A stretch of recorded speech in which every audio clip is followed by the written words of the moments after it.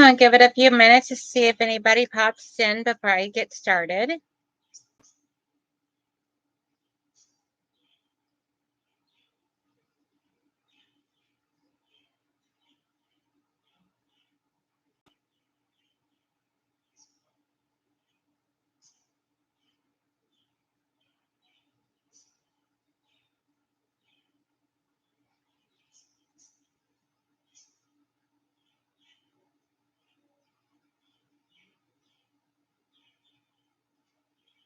I wound up coming on a few minutes early. Got a little excited and hit the button a little earlier than I was expecting to. So feel free to comment if anybody as you come in.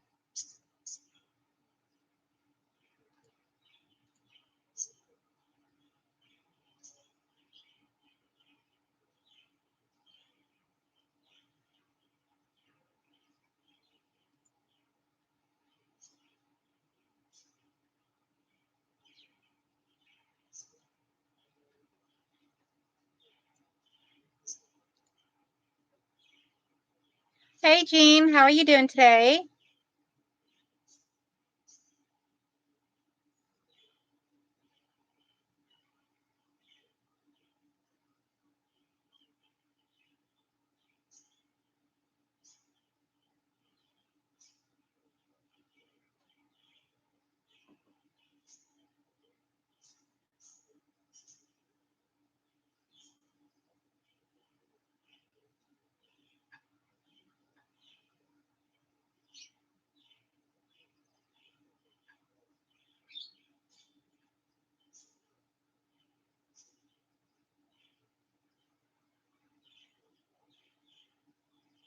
Oh, I'm so sorry to hear that. I hope you get to feeling better.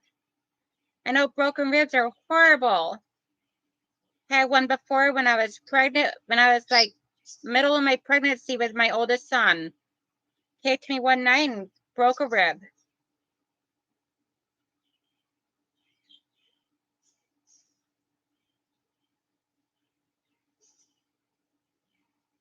I'll give it about another minute and then I'll be getting started and everything.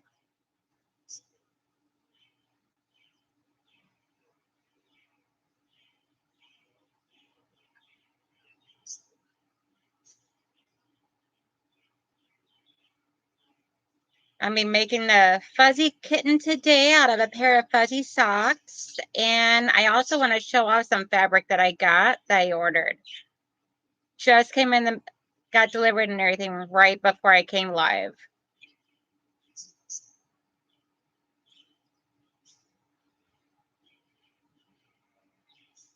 Thank you. That's actually one of the displays I ordered for my craft show because I'm tired of using like the little pegboard sheets that you can get from Home Depot.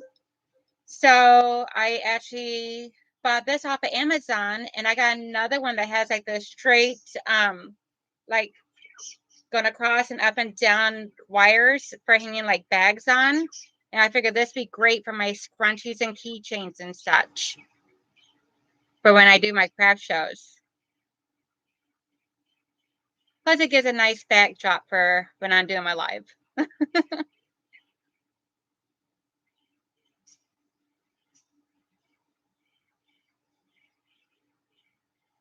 Here, just checking my phone really quick. Here going off of the notifications. I'm gonna get all that stuff turned off so I don't have anything disturbing me.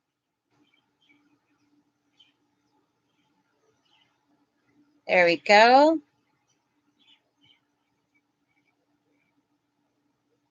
Oh, you're welcome. Yeah, I love shopping off of Amazon for like especially bigger things like this because it gets delivered right to my front door and it was packaged so nicely. And I'll afterwards I'll post in the comments of a link of where I got it too if you like.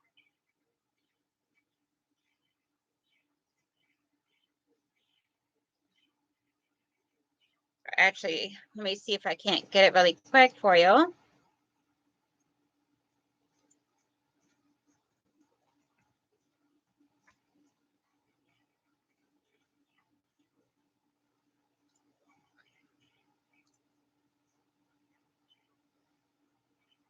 Just 1 second, I'm gonna grab the link for the item. It's not an affiliation link or anything like that. It's just a link of the actual item I got, so.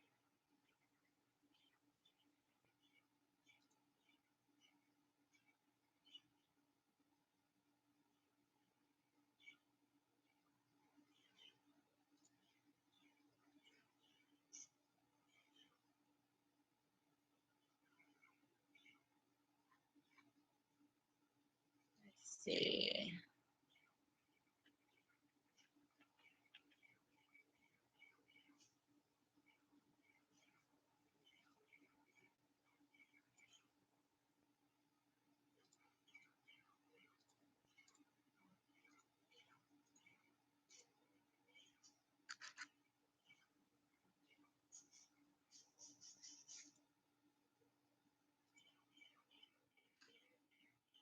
Okay, so that's actually the direct link for the one behind me that I got.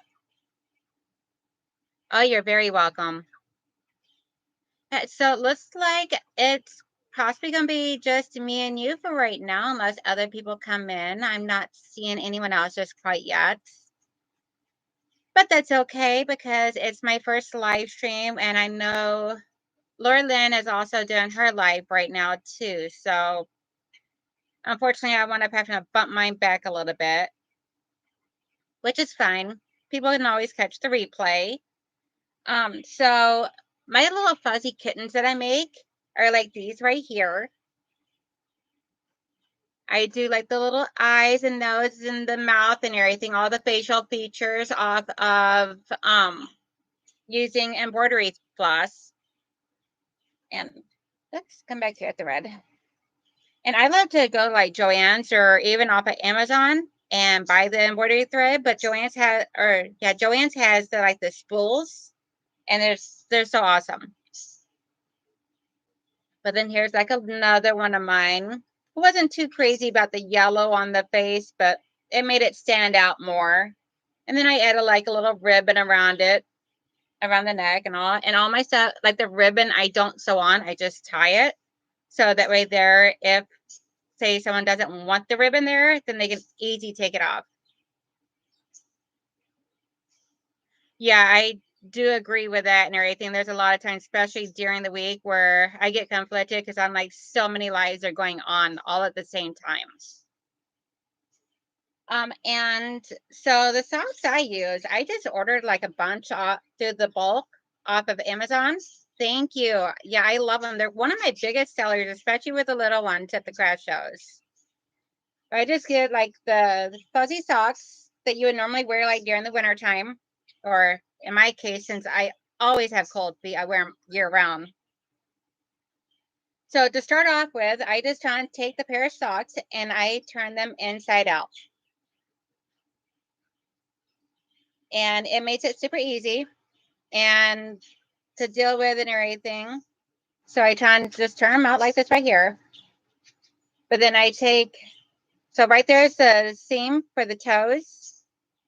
So what I do is I like to take these and I put the seam towards like the little seam for the toes are right by each other.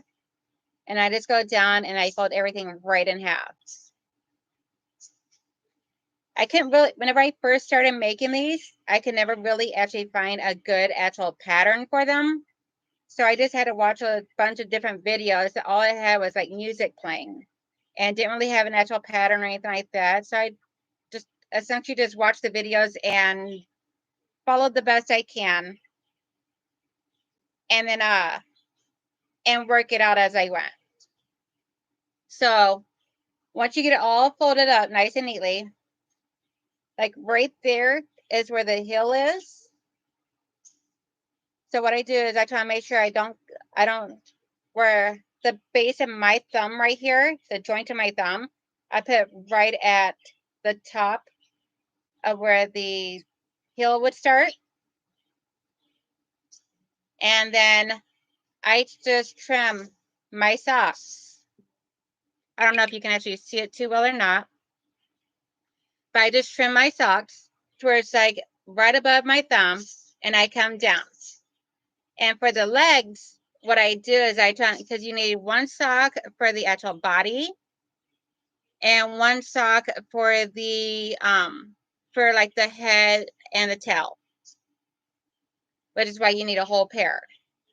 And you can mix and match however you want, but you try and take, what I do is I take my thumb like this right here, and then what I like to do is I use a stick pin.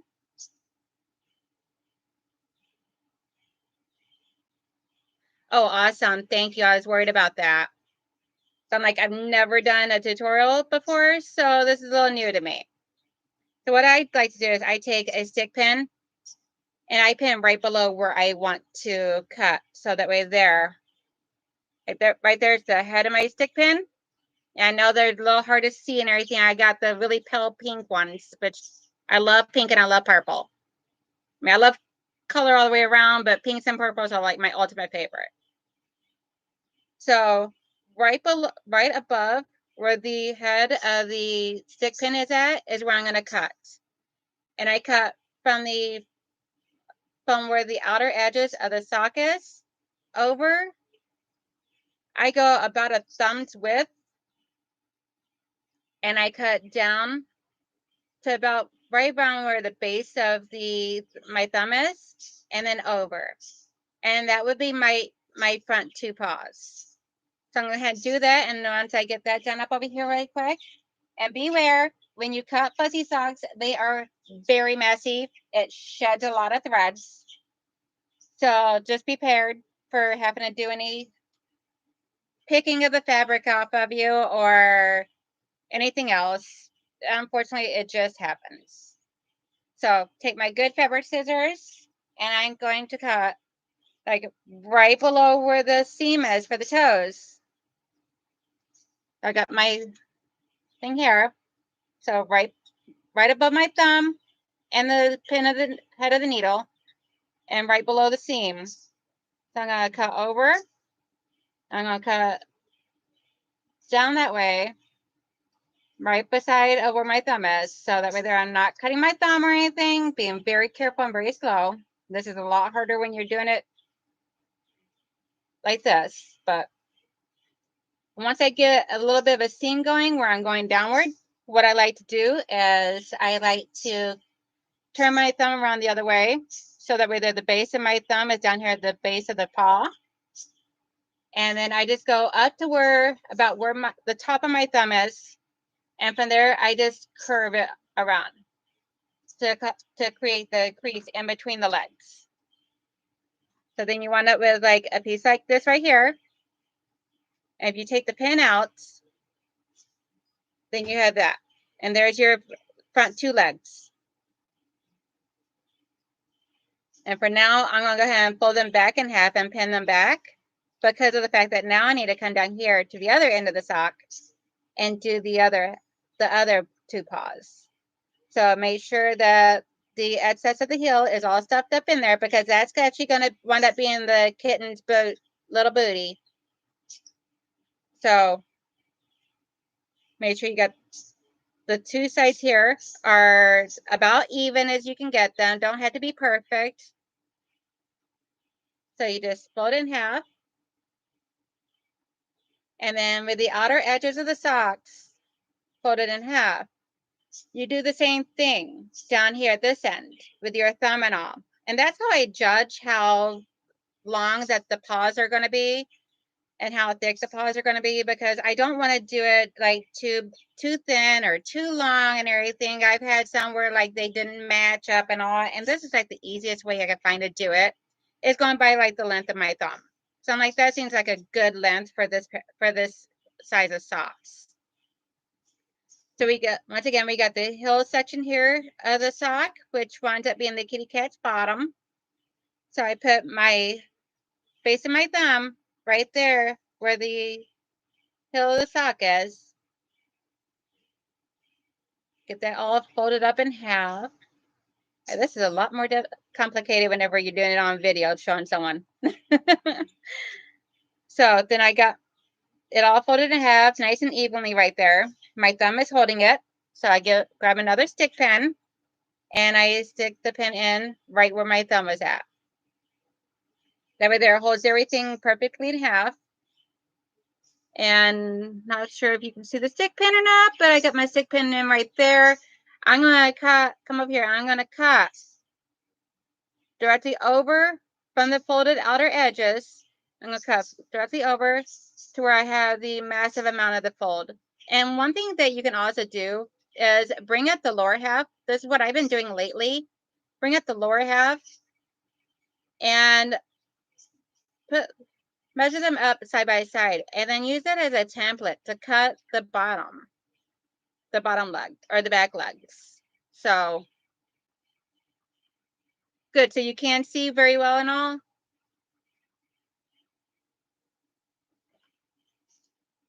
So what I'll do is I'll come over here and I will come in out and start cutting just a little bit, like maybe an inch in, and cut up to around the top of the little foot pads right here, and then up and over. So that way they're both the same width, same length, and you wind up with now 2 sets of feet. And at this point, I usually take my pin out. I usually try to make sure I keep like 4 pins with me whenever I'm doing this for each cat, because once I get that done, what I'm going to do is I'm going to open this up and actually cut a little too far on one side, so I got to adjust that.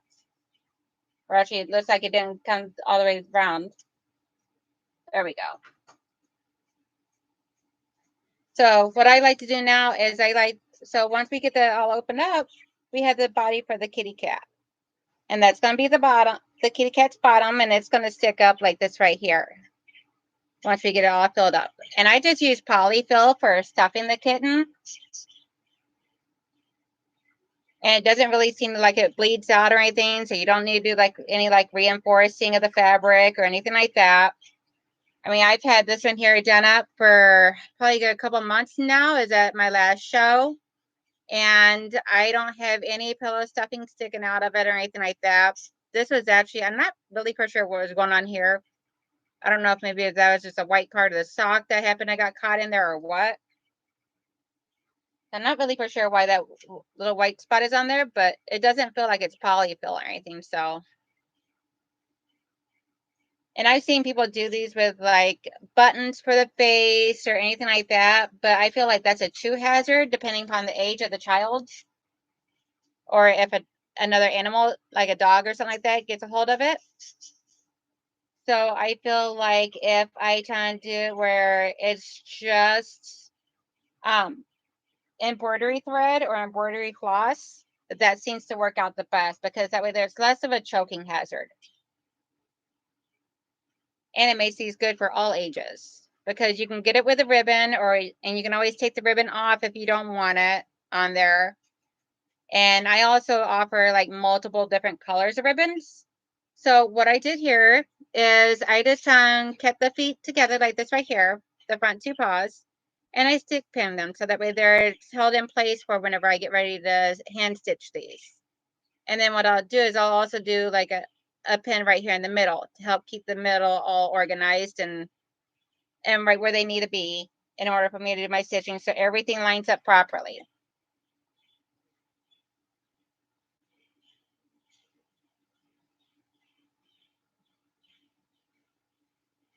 Now, in the video I watched when I was first learning how to do this, they actually left one end open, like one of these ends right here open, where you would put the stuffing in.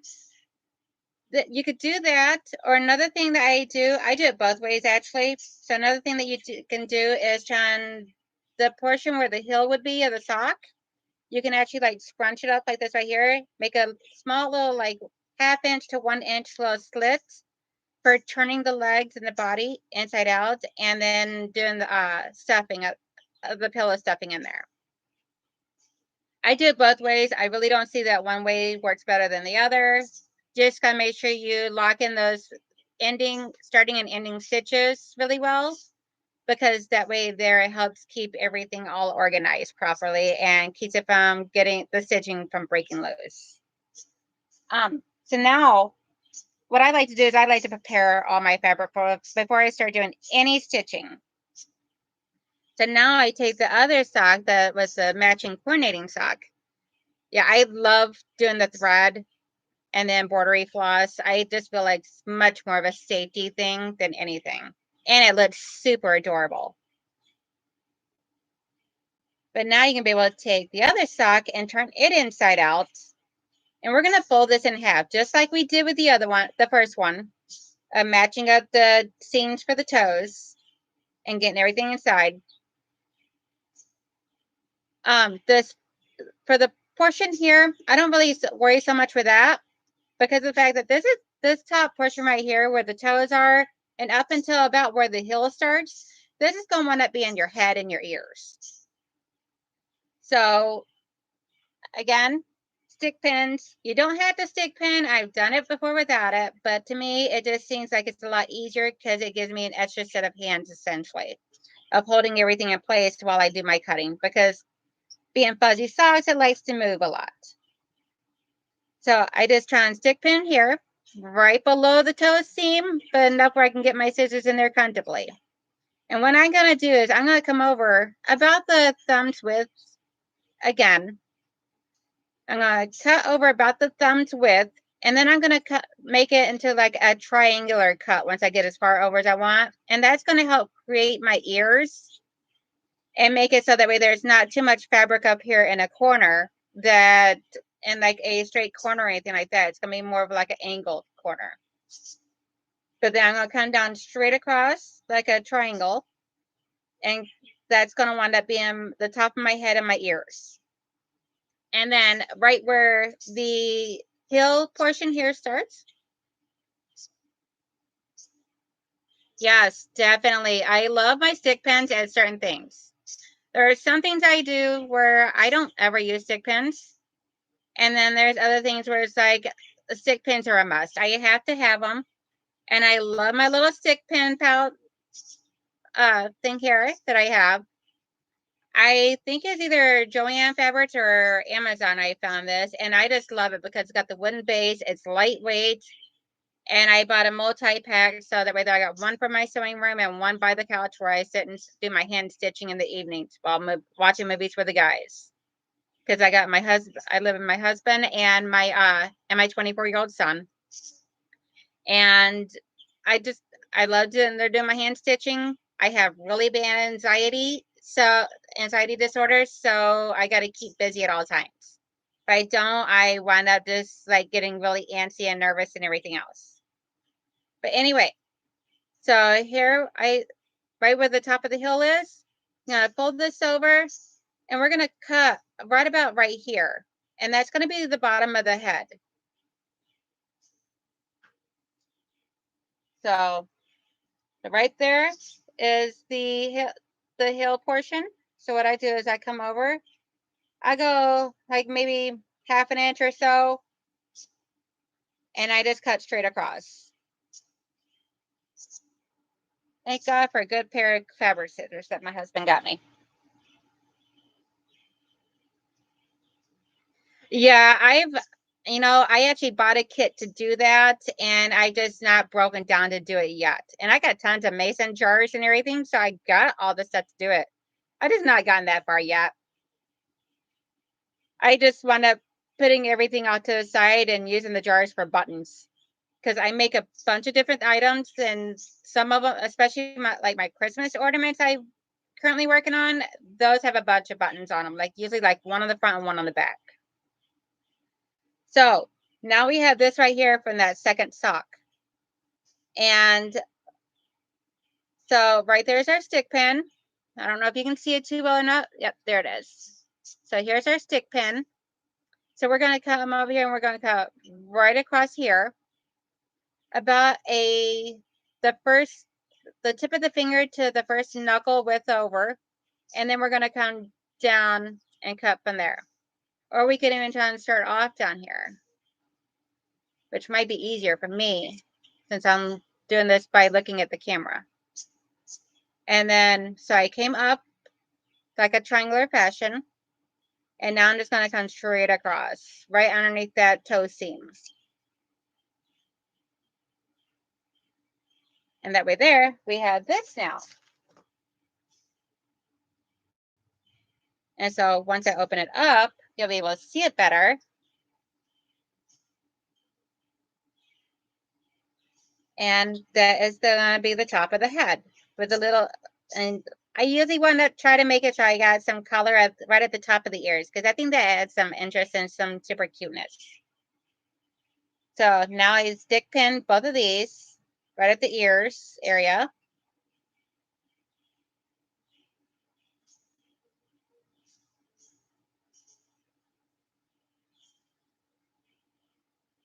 And then now my head is ready for stitching once I get to that point. Now the rest of the second sock that we still had, the bottom half of it, which would be like the part that goes up over your ankle and your heel, what I do is I fold it in half. So that way there, it's like this right here. And then essentially I'm going to thumb width, again, we're going to go down and we're going to cut around this way and come down. And I don't really have an exact measurement of how far down I go to make my tail, but I always do it right around the heel area. And I usually, I pretty much just go until I feel like I don't want the tail to be any longer. But you don't want to do it all the way down to the bottom, because down here it's like super thick. And you got to be able to sew the outer edges in the end. So I'm going to go ahead and take care of that. So what I do is I do about a thumb's width for where I start. So about a thumb's width is how I start it. And I come up. And then I just go until I feel like it's long enough for me. And this, unfortunately, making these do come with some waste. And I haven't really figured out how to not have so much waste, because, I mean, to me, this is a lot of waste. I really don't like having this much waste. The only thing I could think of is maybe use it as part of the stuffing whenever I stuff the kittens. So that way there, at least then I'm putting it right back into the kitten.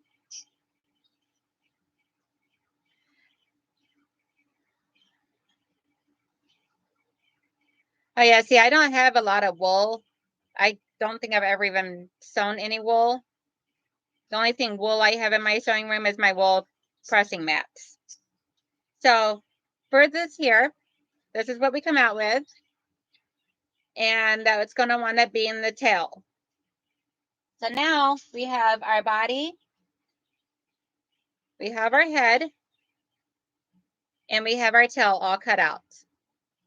So at this point, we're ready to start sewing.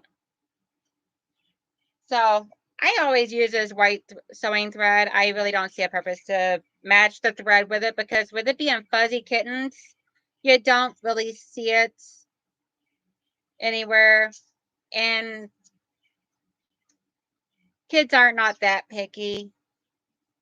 But I mean, if I seen it, I would change it, but I really don't ever see it. Oh, okay. Yeah, that makes sense. So I just take my thread. I go about like this right here, stretch my arms out completely. And I bring it over and I cut. Nothing really big and special in that. And where did I put my snips? Oh, there we go. Gotta have my snips. I love my snips. I got a pair in here for every station and a pair for out in the front room. So then we wound up with like this much thread once it's all said and done. And I mean, there are some occasions where it gets tangled up, but not very often.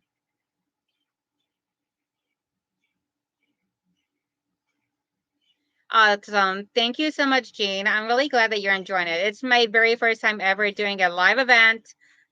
Very first time ever doing a tutorial, other than like sitting here just explaining things to like my husband or son or someone that's not really paying 100% attention. So I'm like, okay, I've made these enough, even half asleep. I'm sure I could probably explain this somewhat. So I always give the tip of my thread a little bit wet, so that way there I can thread the needle easier, because I'm blind as a bat even with my glasses, and I had the bifocals on the bottom of my glasses, and I still struggle. And I should break down and buy the a needle threader, but I just haven't done so. There we go. So throw the end of your threads that are both the raw ends. I mean, you can thread the needle however you want. But this is how I do it. So the end of the needle that is both the raw ends, I thread that through the needle.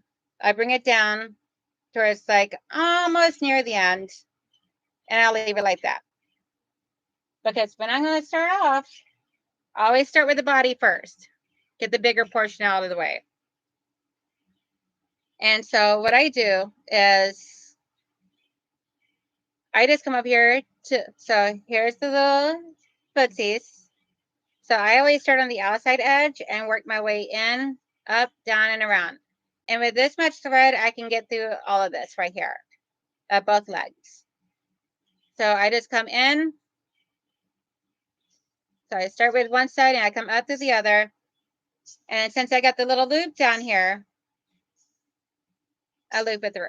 And then I come through and do another locking stitch just to make sure that it doesn't break loose, because nothing worse than trying to sell little kittens and your thread breaks loose the moment the child touches a kitten.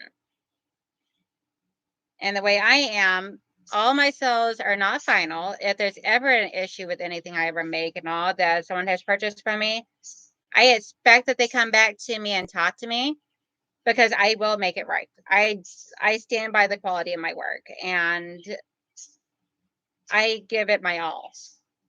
So if anything ever does falter because of it is being handmade or handmade, whatnot, we're only human. So there's times where there's something that can come up wrong. And if it ever does, I want to be able to make it right. And so once I got my locking stitch in here, then all I do is I go in and then back out. I think it's called like a backward stitch or something like that, sir. I'm not really for sure, but once I come in, I go in the middle of that stitch and and then go back out to the front of it. And you can do pretty much any stitch you want. It's just this one here seems to work the best for me. I'm not very good with the terminology of stitches and stuff like that. I pretty much just self-taught and figure it out as I go type of person. So, and of course, on camera, I'm going to get a issue with my thread tangling. There we go. And it's because of all this fabric here, the fuzzy fabric, and then the long thread that on my needle that I do. But it's what works for me. And you can always do it however you want. But to me, I love hand stitching at times, and I love my machine stitching. For me, it all depends upon what it is I'm doing. Like next weekend, I'm actually planning on doing a tutorial on how I do my little hexagon ornaments. And I don't know if I have any handy here that I could show you. I don't. Okay, so, but I'll be doing probably a tutorial on those next week, which is another hand stitching item I do. I think I kind of like doing the hand stitching on the videos opposed to the machine sewing, because of the fact that the machine sewing, my machines can be a bit loud at times. I feel that always worry about it being too loud on the video. Where this here allows me to have more time to pay attention to the screen and the chat and have conversations with people, which is a lot of what I want to do on here. So I show you how I do certain things, but also do a chat on here. Just hanging out with people with like-minded ideas. So, and this can take a little bit to do, but that's okay.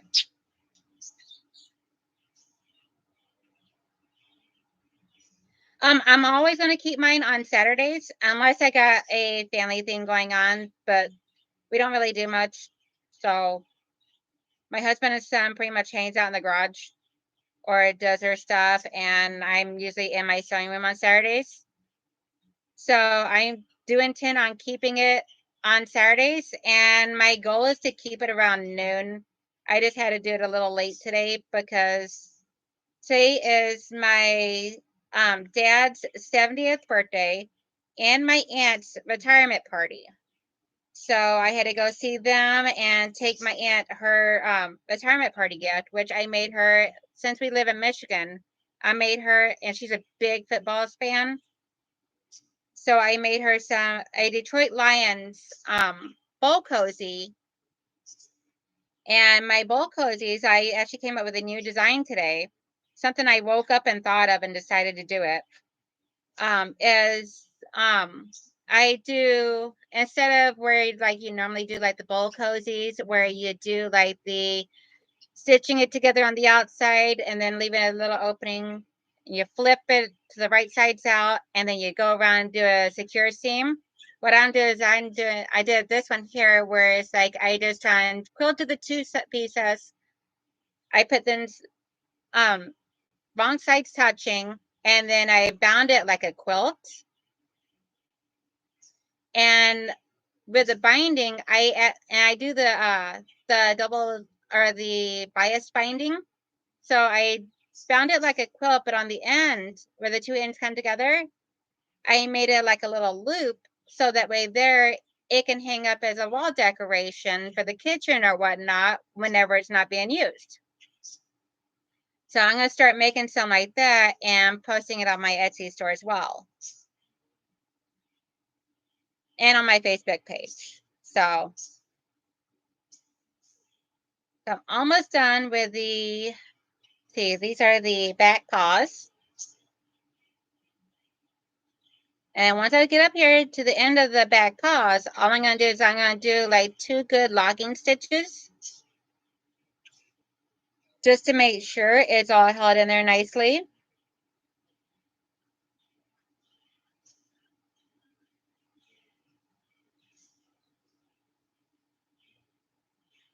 So how, if you don't mind me asking, Jean, how did you manage to break your ribs, hon?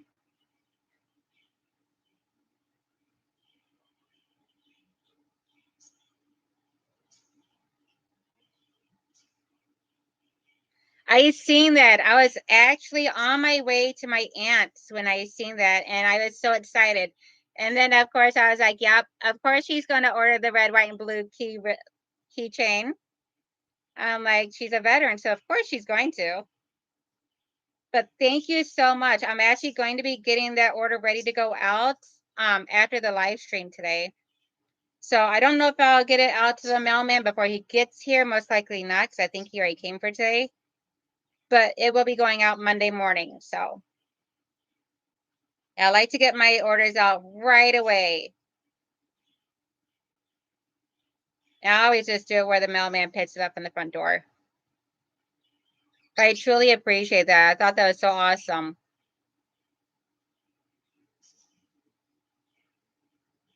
Okay, so I'm over here at the end of the back paws now.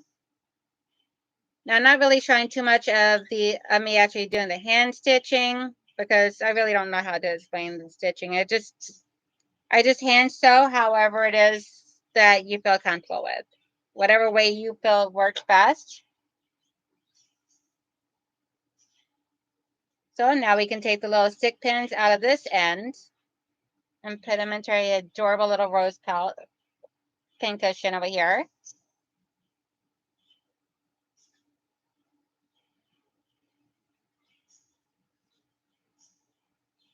Oh no, I'm so sorry. Gotta be more careful. So now we just got the little front footsies to do. I love playing with them like little hands. I'm silly at times. Um,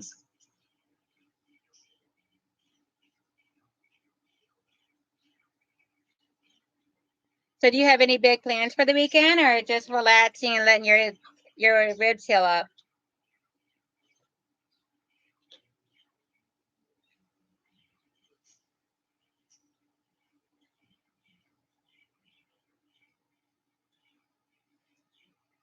I cannot believe how nice and quiet my little birds are being. They're all being such good little babies right now. Usually after a little bit, they start squawking a lot, wanting attention in here. But then again, I'm also got my camera fixed out so that way I'm looking right at them on the other side of the laptop whenever need be. They were there, their mama can give them attention where they need it. So now we're gonna go in here. I'm gonna do the 2 locking stitches again. One where I go through the little hoop here, and then the running it around the needle and pulling it through, locking stitch. Yeah, a couple years ago, like in 2021, I actually hurt my lower back. I had a design wall right here, and I had like an L-shaped wooden desk in my room. I went to go stand up and put one of my blocks up on the design wall and get some more pieces down to sew. And when I did, I felt a loud pop in my lower back, and I had pinched a nerve. Well, when that pinched, and it pinched so severely, it pretty much was essentially cutting off the nerve in my lower back in my L4, L5 area. So I wound up having to have surgery there, getting a laminectomy, discectomy in October 2021. And so, which was nerve wracking because I never had to have like a really bad, serious, major injury or surgery or anything like that. Surprisingly, with how clumsy I am. And,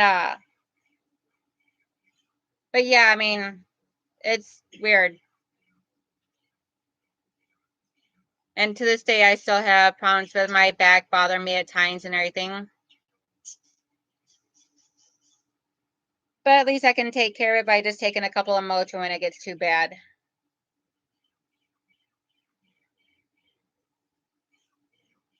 Oh, well, that sounds relaxing though.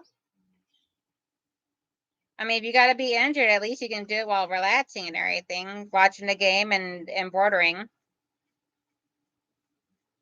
So what I'm going to do is I'm actually going to go all the way across. Instead of leaving an opening right here, because I really don't care too much for leaving the opening here. I much rather try and make a little tiny slit right here because I can cover this up with a tail. Where if I try and make this way too wide or outstretch it too much or anything, it might not look right. That's always my opinion or worry. So I'm going to just try and sew all the way around like I did the other end. And then I'm going to come down here and make a little slit right where I'll have the tail sewn on at. So that way there it trying to help keep everything all good to go and hidden by the tail. No, mine was actually so bad. The surgeon could not believe how bad mine was because of the fact that the imaging didn't really show it being as severe as what it was. And we couldn't figure out why I was like so immobile. Like, I mean, I was like I'm like early 40s at the time. I think I was like 41 at the time.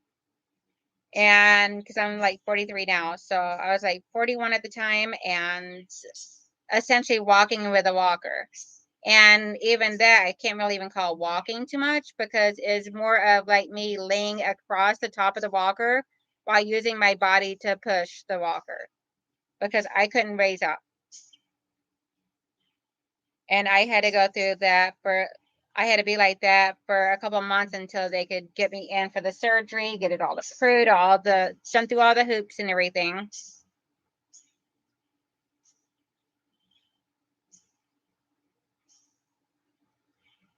But at least they got it all fixed, and I am able to get back in my sewing room and do what I love. Because I think that was the worst part for me, other than the actual severe pain, was not being able to get in here and sew. Like I could sit on the couch and do hand stitching, but for the most part, I was always laying down with ice packs all over my back and taking Motrin. until they try and put me over onto like gabapentin or something for the nerve pain blocker. And that helped out until I had my surgery.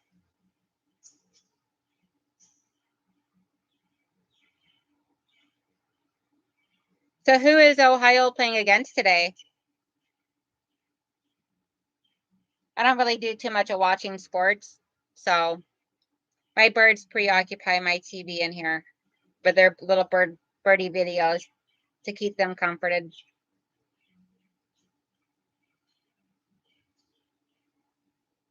Yes, we do. I always tell my guys, my husband and son, that if I do not have at least an hour a day, even on a work day, of sewing, then they will not survive. That it's my decompression, especially on a work day. Hi, Aisha. How are you doing today? Thank you for joining the chat and the stream.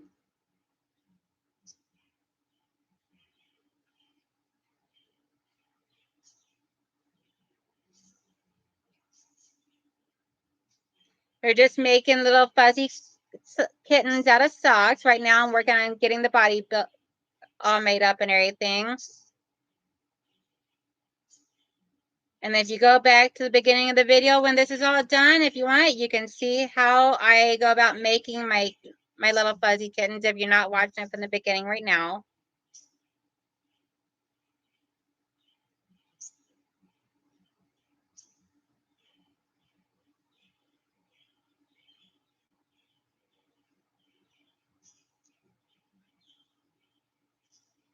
So what all are you up to today, Asia?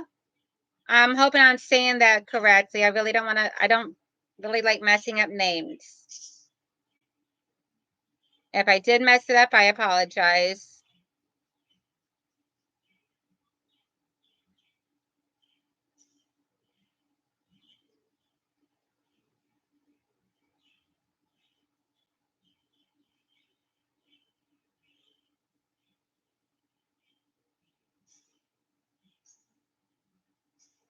Yeah, so this is essentially what we're making, but in various different colors and everything. So,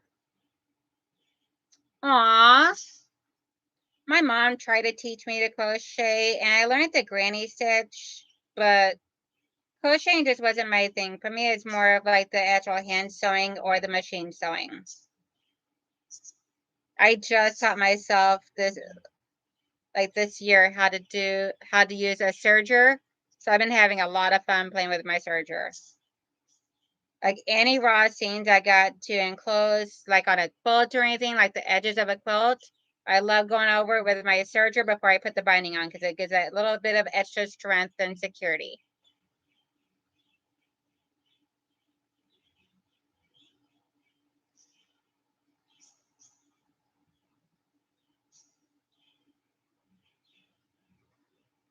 All right, so I'm at the end of this one here. So now we got all 4 little paws all enclosed.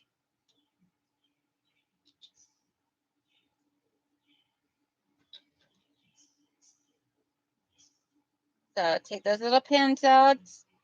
And like I said before, this is very messy. So, ooh, I've been wanting to find some super cute fabric and make myself a cardigan. Cardigans are so comfy, even just for wearing around the house on a chilly day. So, okay, so now we have the body of the sock, the first sock that we did to make the body. So I try and take the heel, which is gonna be the kitten's little bottom.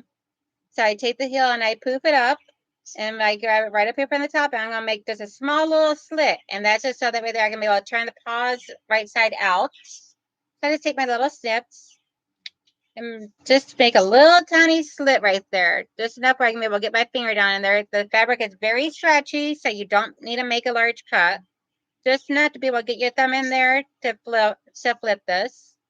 And before I flip each one, I like to run my finger along the seam to make sure that I don't have any openings, that all my stitching was good and secure.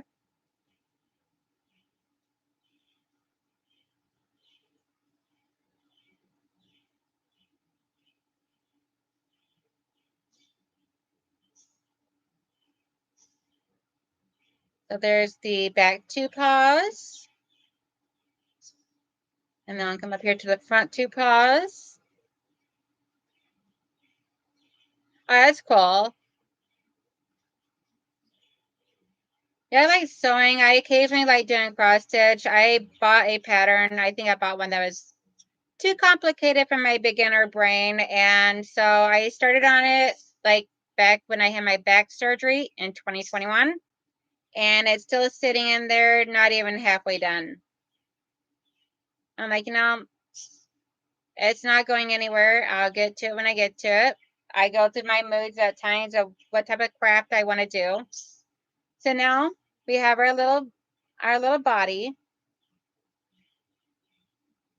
And I just try and play with the seams for a few minutes to get them all nice and evenly out. And then here is the opening that I made a teeny tiny little seam. So there that is. And that's where I'm going to be putting my stuffing in at to fill this up. And it'll wind up sitting essentially like this right here. So now I'm going to thread my needle so I can get the other two portions all sewn up and everything, which is like the little teeny tiny tail and the little head with the little baby ears.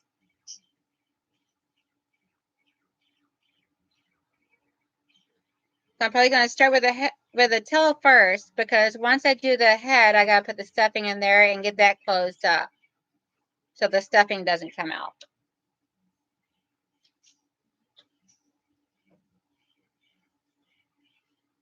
So Aisha, where is it that you're located at? I'm in Michigan, so.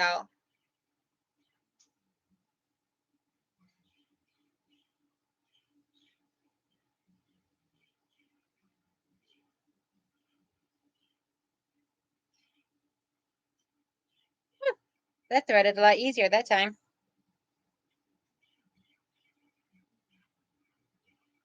So for the tail, the end that we made like the little curve, that's going to be the tip of the tail.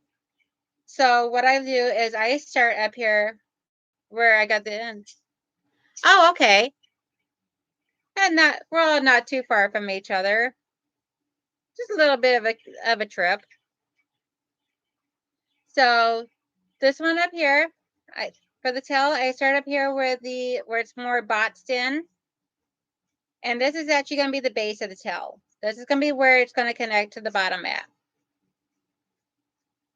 So I just go in through one side to the other, do my little lock stitch with a little hoop, and then I do a secondary locking stitch to make sure it's nice and secured. And then from there, I just do a stitching that goes up one side or up, over, and then I stop up here. And then that way there, it leaves this little opening down here for me to put the stuffing in and get it closed up and connected to the body. So I'll go ahead and take care of that.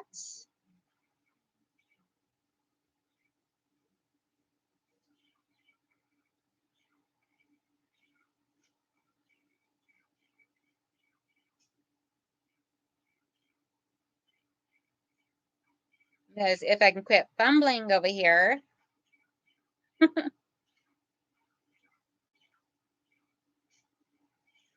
Any other time I could do this in my sleep, and now it seems like this wants to like be all like clumsily wanting to fall out of my hands and stuff like that and everything because I'm on video. Just like whenever you're doing something on the computer and it wants to act up, and the moment you get the technician there, it acts like a good little computer.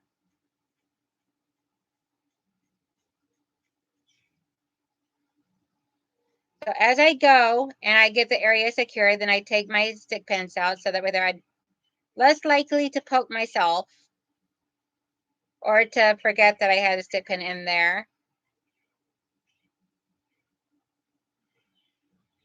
So like I was telling Jean, I pretty much just do like the backward stitch, just what I guess it's called. I'm not really for sure.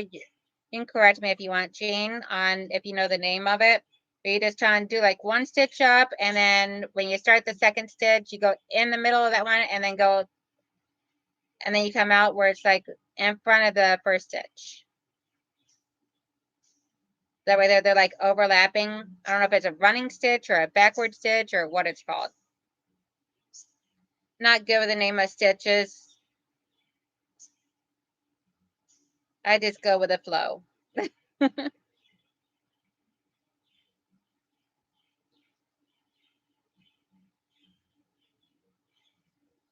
And my husband and son have been out playing with their new machines that they bought for out in the garage because they're wanting to start doing like they're like a, I guess like a metal business and everything of like turning metal or whatnot. They bought like this metal lathe. So they've been working on getting that all cleaned up because they bought it and it wasn't like the best condition. So they've been working on essentially cleaning it up and getting into good working order and set up and all. Yep, running back stitch. That's what I was thinking. Thank you. I know you're better with the names of the stitches than what I am. I just try a couple of different methods to see which one I like best and go with the flow. Figure names is just a technicality.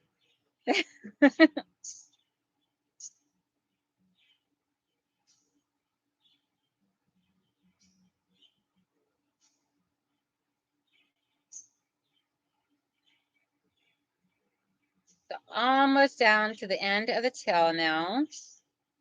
And I can get that turned. And then we can get the cute little head stitched up and then start getting our little kitten put together. Well, stuffed and then put together.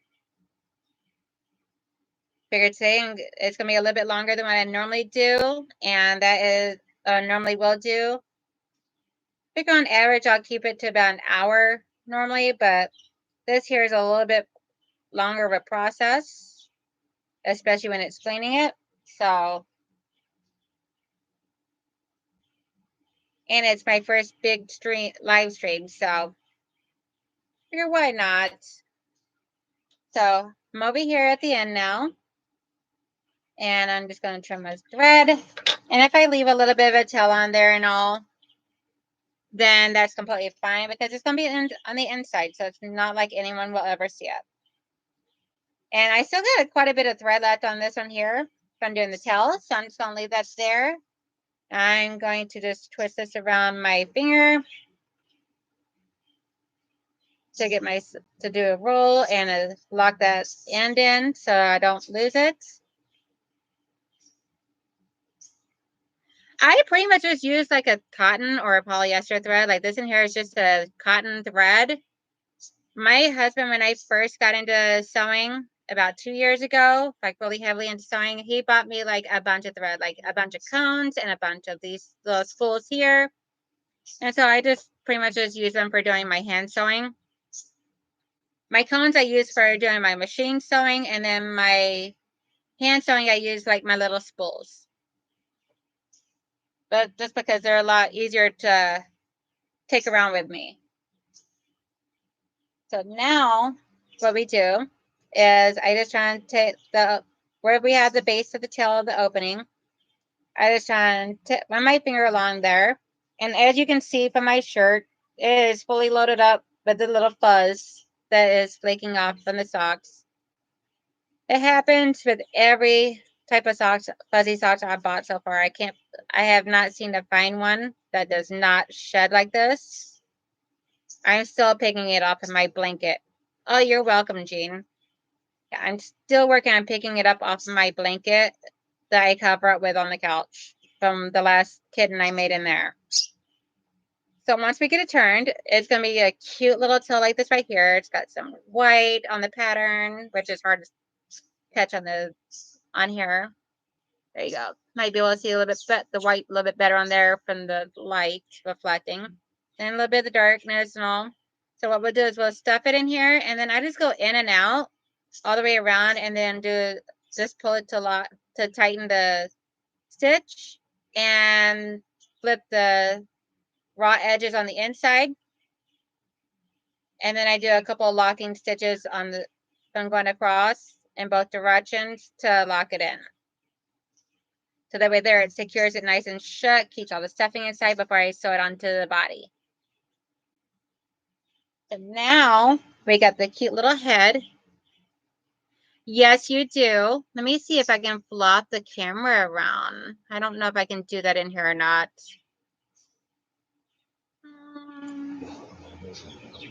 Yeah, I don't think I can do that in here, but turning the camera view around.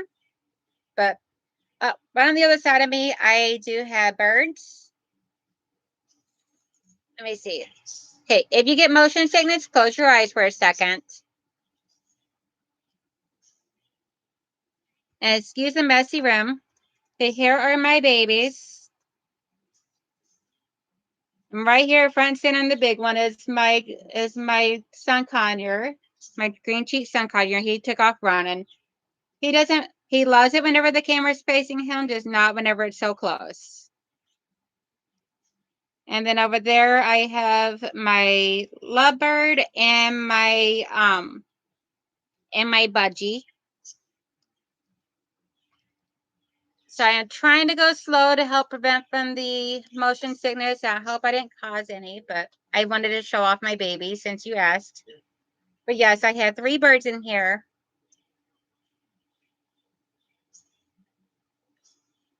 And yes, my son got me this coffee cup. I even got a little chip in it already. Says, I don't need Google. My husband knows everything. My son got this for me as a little joke, and I love this mug. It's the only coffee mug I drink out of.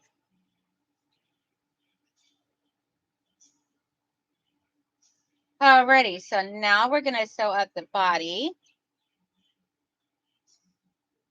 Awesome. Thank you. Yeah, they're spoiled little babies. If you ever check out my Facebook page, you'll probably see pictures and videos of them on there.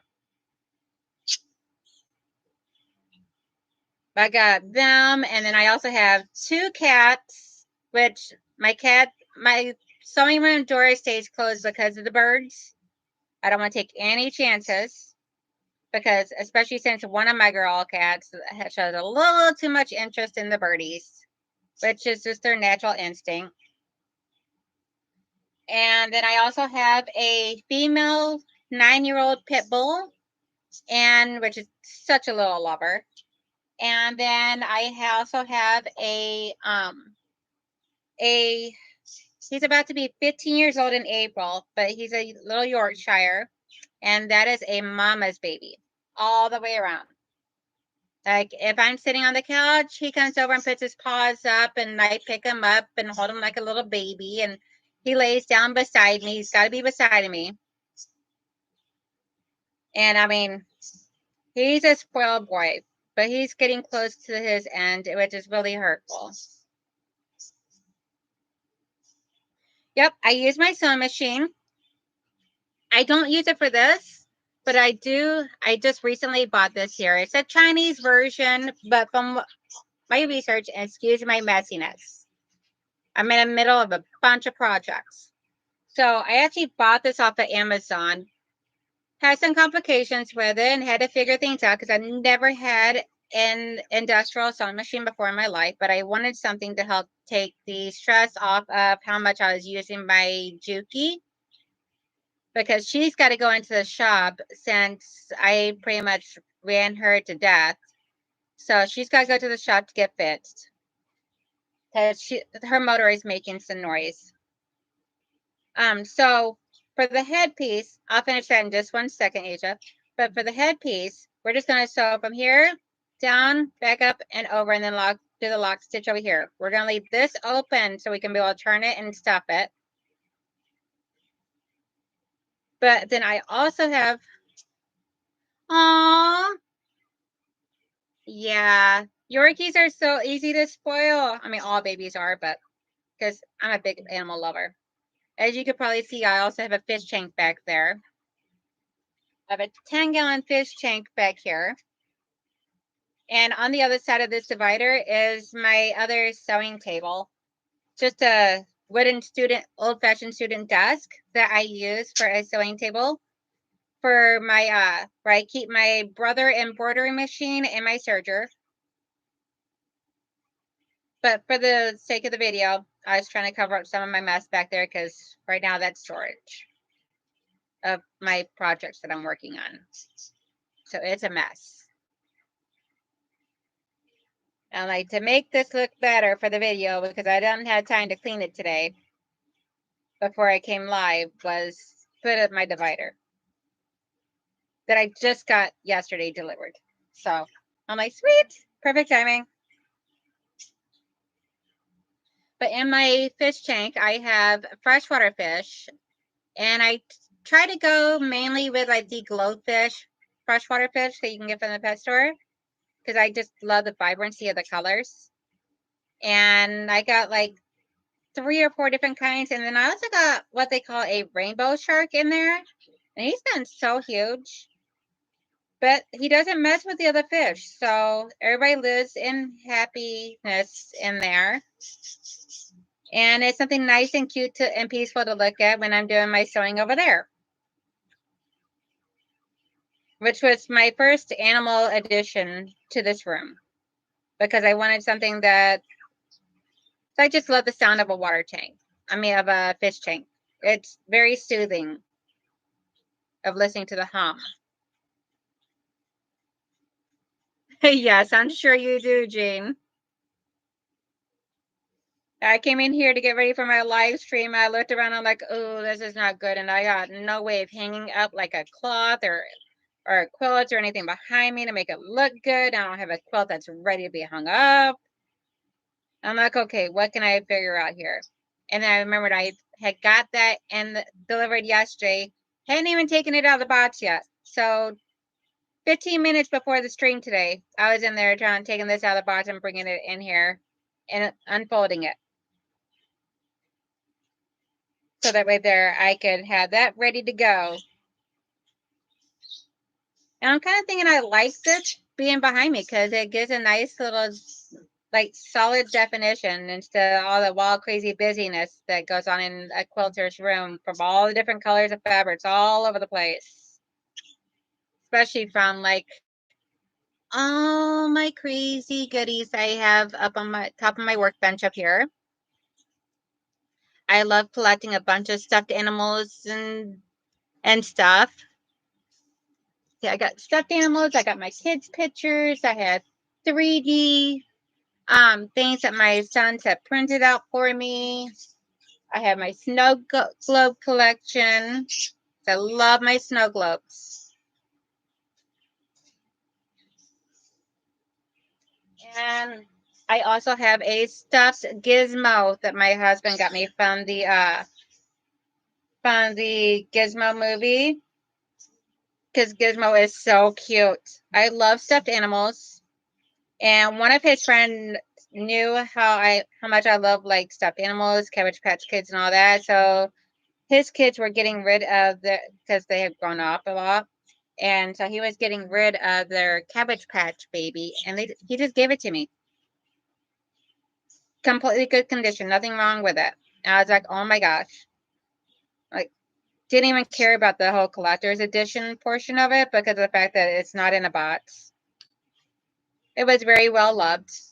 But that's okay because she sits over on my serging and embroidery desk, being very much loved still.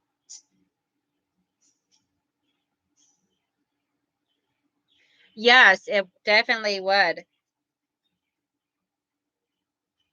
Yeah, that divider would work great. I actually thought about getting some of my scrunchies or keychains out and put them up behind me.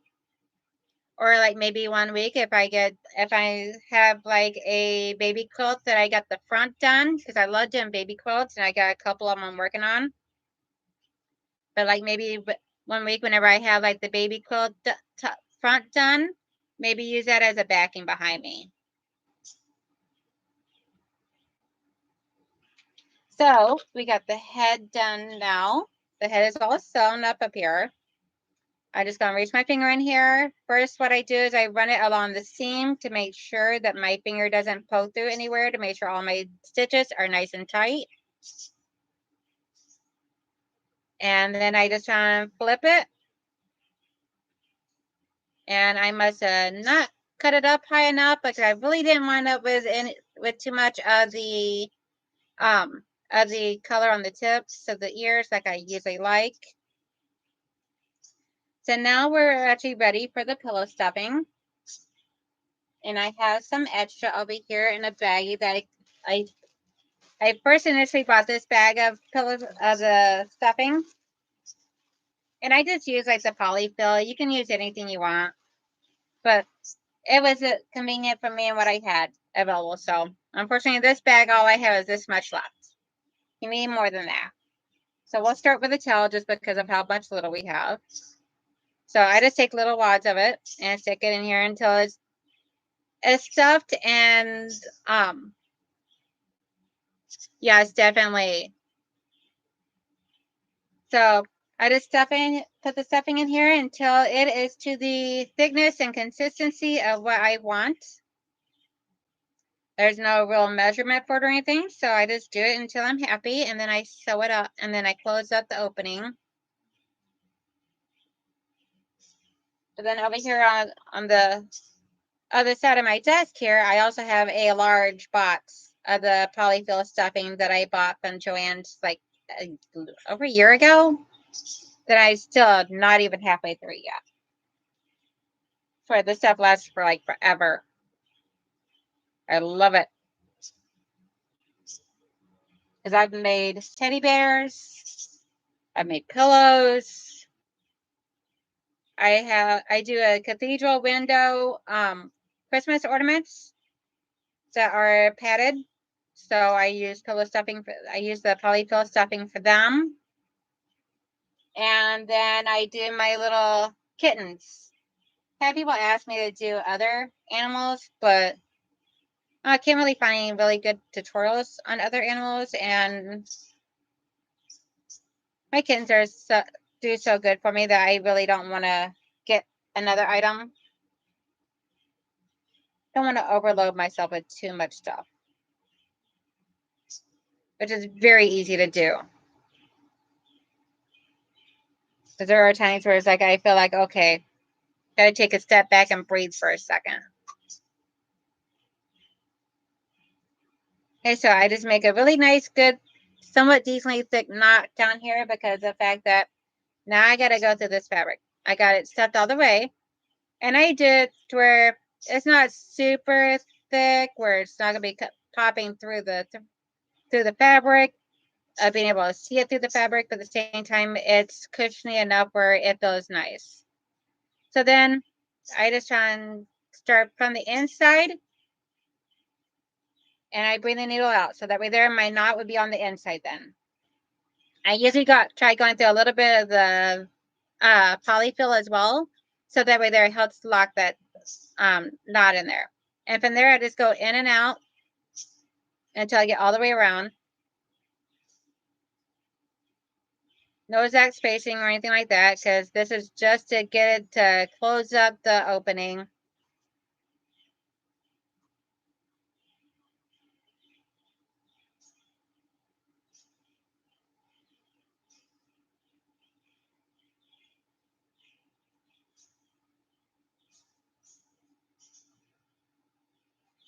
You guys can feel free to ask anything that you want. Does not even have to be related to the kitten or anything like that. There's not a whole lot of questions I won't answer. If it's something I'm not comfortable with answering, I'll let you know. But you never know until you ask. I just don't really know sometimes of exactly what to talk about and all. And now my sun conure quasar is actually right up front and center at the cage. Looks like he's getting close to being like, hey, I want attention now. But he knows that a lot of times on the weekends, he gets the door opened up and where he can fly around in here for free all he wants. But that's only whenever I'm in here. So once I get all the way to the end, sorry, I forgot to tell you guys. So once I get all the way back around to where I started, I just take this and I just pull the thread to get it nice and tight. All the raw edges I tuck inside of the opening before I pull it completely tight. And from there, I just try and go straight across, making sure I catch all of the seams from there. And I do it again, so that way there I can do a locking stitch. And then I do it from the other direction as well. That way I'm locking my stitches in really nicely. And then I just turn my thread. And now we got a tail that's all stuffed and ready to be sewn on. So I gotta grab some more stuffing. So be just one moment. I didn't realize I was so low in my bag. Oh good, my box is right here, so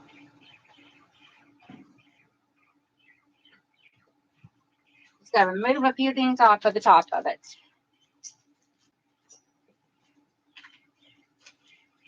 I got some quilt batting down here and everything ready to go. So for quilts I'm working on.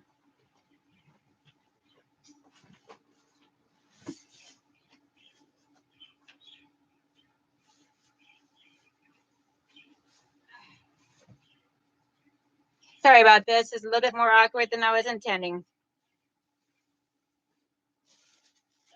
Put some in my bag over here so I can have it over here so I'm not fully looking away from you guys the whole time.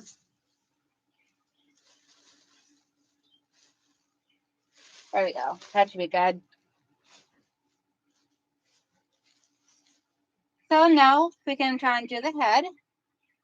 So if we got the head turned out correctly, and always start off with some, and I just put it down into the ears first. That way there, I get those nice and stuffed in there as much as I want, and then just work my way out.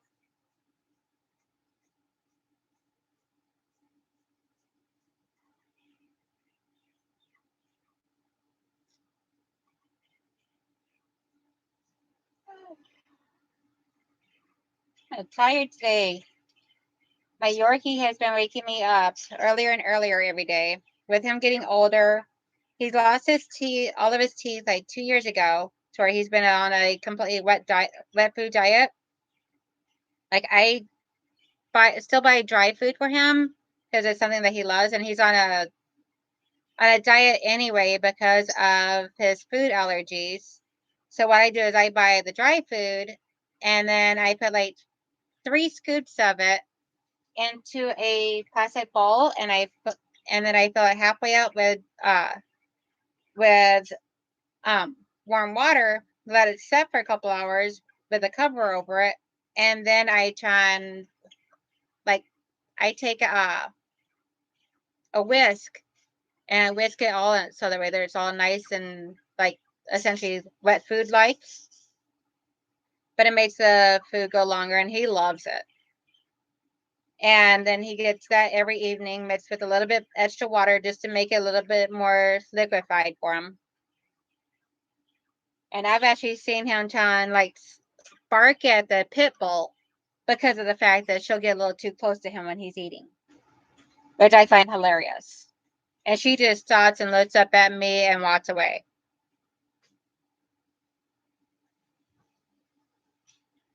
Okay, so I have the head all stuffed now. I just gotta sew up the seam, and we're gonna do the seam the same way that we did the tail to get that all closed up. I just need some more thread. I know I'm probably taking more thread than what most people like to do, because I've seen so many videos where people say to take small amounts to prevent thread tangles, but I just play it careful or take it slow and be careful, and if I get a tangle, I get a tangle, I untangle it.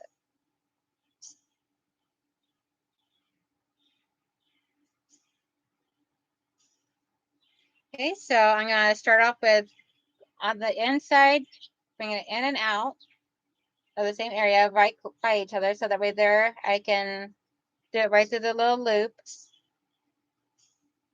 to lock in that stitch, that starting stitch, since I just rethreaded my needle.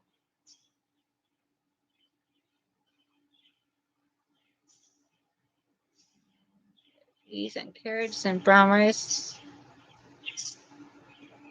Yeah, he's actually Loki is my dog's name, and named after God of Mischief, of course, for the little guy. But see, 2 years ago he lost his teeth. We had to have them all pulled because he had really bad gum and dental infection. And I didn't even realize how bad it was until it had developed a sore on the outside of his cheek. So I rushed him to the vet, and they discovered that he had an infection, put him on an antibiotic for a week, and then had me bring him back in for an extraction of his bad teeth, which turns out was all but one tooth. So now he's got one tooth in the very back of his mouth. But you cannot tell from the way that child eats. And then about a year ago, I started noticing signs that he was losing his hearing. And I'm like, okay. I'm like, well, he still does really good at getting around, still spunky and everything and all. And then a couple of days ago, I started seeing signs of another aging change and all of he's now starting to lose control of his bladder. So every so often, we had to wake him up and make sure he goes outside to go potty. Biggest times is like early mornings, because normally about 7 o'clock in the morning he would go and start running back and forth in the front room, because my bedroom door is right by the front room. So he would go running back and forth in the front room, and his little pitter patter would wake me up, even through a closed door with the air conditioner running. I would hear his pitter patter. I'm a heavy sleeper, but the sound of one of my babies wakes me up, whether it be in my human babies or my my animal babies. So his little pitter patter will wake me up, and normally he do it in enough time for me to be able to let him outside to go potty. Well, past 2 days, I've woken up to there being a little pee puddle right outside my doorway. He hasn't been able to even make it to my door to wake me up.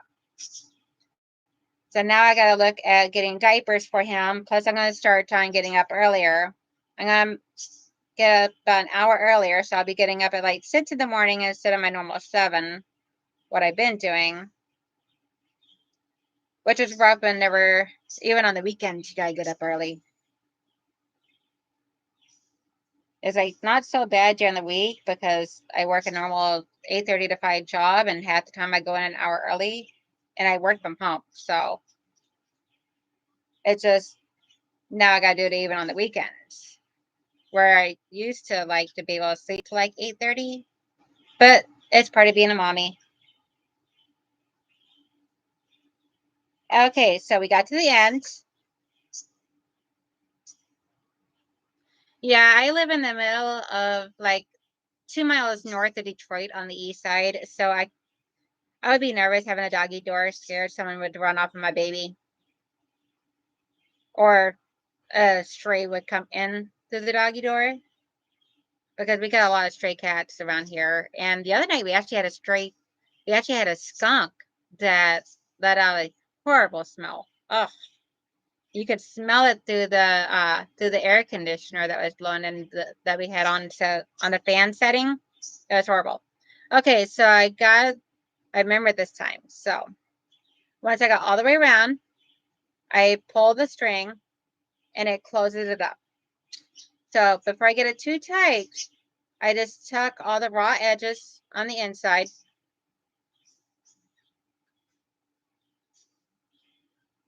And then I pull it again. Yeah. At my other house that I used to live at, we did, but I mean, we still own that house, but since I inherited this house here when my dad died, then we don't have a privacy fence backyard. And he's always been the kind where it's like I could just let him out in the front yard and he stays in the grass. Doesn't take off running or anything. So I've always trained him towards like he does not leave the front yard. He don't like going out of the grass. If he does, it's like right on the sidewalk.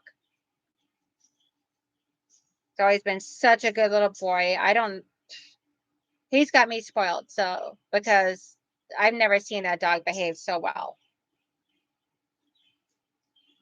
I mean, he's never really ever gave me any major problems. So the head, I always do a little bit extra locking stitches because of the fact that of it being such a wide area. And it's going to get a lot of stress on it because it's the head. So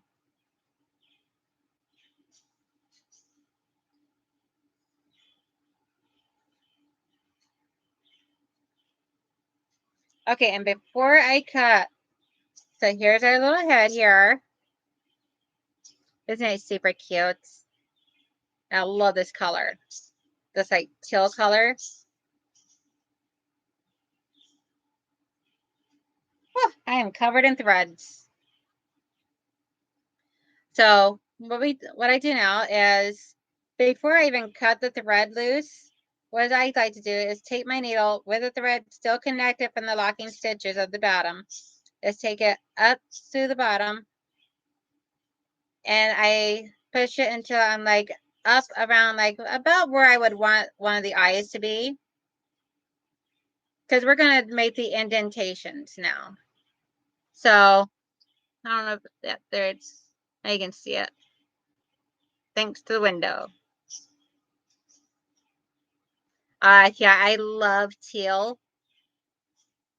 I love pink, purple, teal, which I made my colors of my business that color. Hey, Sass. Hey, Donna. So and now it's starting to make the indentation to the face on here. Super cute. And we got the little tail here already done up. And I got the body all sewn and turned the right side out. Just got to get the stuffing done up and close it out so we can start. We're at the point where we're going to start connecting it all. So what I do is I came up through right about here. I usually pick like right towards the middle range, like right about where my two fingers are for the eyes. Hey, Becca. So I just try and go in. Let's see. Turn this way so I can look straight at it, but at the same time, you guys can see what I'm doing too. So my thread came out right here. I'm going to go in about maybe just a slight little ways over from it and come out to the other side. And this is going to help me make my indentations. So see, if I pull it, you can actually see the indentation being made right there. And this is going to be giving me my outline when I get ready to use my embroidery floss to do the eyes, to know where I need to do it at, and how to give it more definition.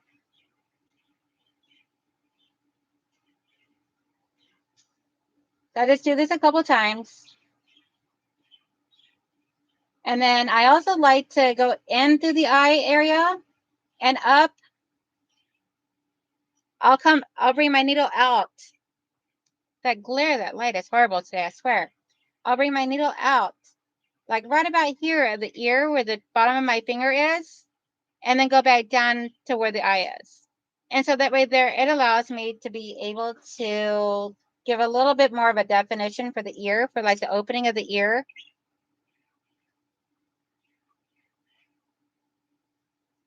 And so now back down here to the eye.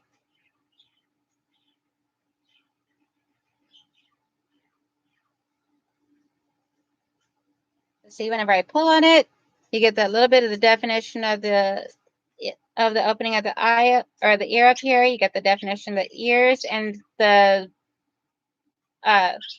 this portion here of the nose. So the face is starting to come in together a little bit. And so what is everybody else working on today? So then we're going to come up through the other eye and up to the other ear to do that one the same.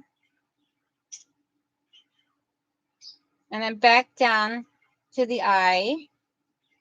And I'll be looking back at the computer screen in just a moment So once I get that done up, I just take my needle and I just twisted the thread around it. So that way there, when I come back in through the eye area and out at the bottom of the head, it locks the threading. It creates like a little knot in there along with the batting and all. So that way there, it locks in the threading or the thread and all, so it doesn't break loose. And then we have the cute little face, which now I got an area where I can be able to put my my eyes and run about where to do the whiskers and then the mouth down here. And like some of the ones I was showing Jean and all earlier is here's one here. It's got little green eyes. It's hard to pick it up on the camera. But then I have one here where I don't really care too much for how I did the yellow face, but he's keeping the yellow face though. Unlike some cats have yellow eyes. But super cute, and I do like a little ribbon, and lately I've been doing it to where their head is like down like this right here, resting on their paws. So I just find that position of cat sleeping so adorable. And then we have this one here. He went out with a big head. But not all kitty cats are the same, so now what we're going to do is we're going to take the body. Thank you, Aisha. So now what I'm going to do is take the body of the kitty cat. And so this is the actual, going to be the actual bottom of the kitty cat. Thank you, Sass. So the heel of what would be the heel of the sock is actually going to be the kitty cat's bottom. And they're going to be laying down like this. Thank you. Yes, I know. It's like one of my favorite things to sew when I'm sitting in the front room with the guys watching movies. Especially when they got their type of videos playing on YouTube of like their machining videos or whatever else it is that they're interested in at the time. I'm like, okay, time to bring out the hand sewing. It's like, you want me in here? I'll be in here, but I'm going to be doing my sewing. So now I just start off with stuffing, putting some in here and stuffing the paws. And there's really no exact amount that you stuff it with. You just stuff it with how much ever it is that you feel that you do until it gets to the consistency of the thickness and fluffiness that you want. So no set amount, there's no set pattern or anything like that. If you watch this video from the beginning, I explained how I cut my pattern pieces or how I cut my socks. A lot of it is I just use my thumb from the base of the thumb up and the width of my thumb for like the paws and all to gauge how thick I'm going to do my paws and how long I want the paws so that way it's all consistent. And if you ever want to make fuzzy sock kittens, they are messy. So I don't know if you can see, like I am like covered in fuzz. And I've already been picking a lot of it up off of me. Oops, sorry, I bumped the cart that I got this on. But they are messy, but they're fun. And I mean, there's not, I bought multiple different types of fuzzy socks from, I get them from Dollar Tree, I get them from Amazon in bulk. It's a whole lot of different places I get them, but they all seem to shed about the same amount. The only thing I found so far that doesn't really shed that much would probably be socks that are not fuzzy. Which some of those actually come out super cute too. I have one that I just sold at my last craft show. And that one, there was like a vintage flowers one. Hey, Day. How's your trip going?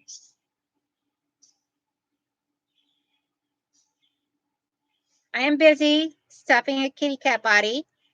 So that way there we can start getting all the pieces together. And hope y'all like my new backboard. Just got it delivered yesterday and super excited. And once I get done getting the stuffing and the kitten, I'm going to take a breather from this for a second so that way I can show you guys all the fabric I got. It actually just showed up at the house right before my live stream started. So I'm like super stoked because I got paid some extra money on this paycheck because I was able to get my remaining PTO hours paid out, had some overtime, and so just a very beautiful paycheck. So I did some splurging and I should never be allowed to go to Joann Fabrics by myself ever again. It just should not take place. I spent way more than what I intended to, which normally I would not be worried about, but it cut me close. I was like, oh, lordy. But I mean, it's all the stuff I needed. So, well, not needed, but needed for projects I was working on. Uh-oh. Dropped the kitty cat. Oh, yeah. Hey, you guys missed it earlier. I was showing off the birdies. You guys want to see the birds, let me know, and I'll turn the laptop back around. I got it on a rolling cart, so it wouldn't be that difficult for me to turn back around and see if they might be willing to say hi.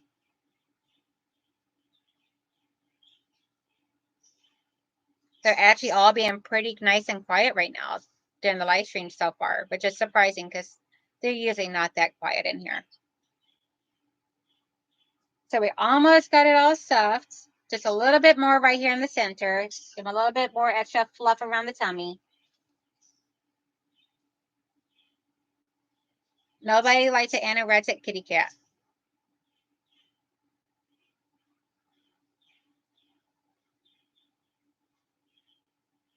Now I just got made sure I got enough stuffing up in the joints where the legs meet the rest of the body. I always like to make sure that the body is nice and fluffy and stuffed, but not too overly done. So what's everybody else working on today? I know Jean is relaxing and getting ready to watch the football game, and Asia is cross-stitching, I believe she said. Or no, crocheting. Jean is cross-stitching. So what's everyone else working on?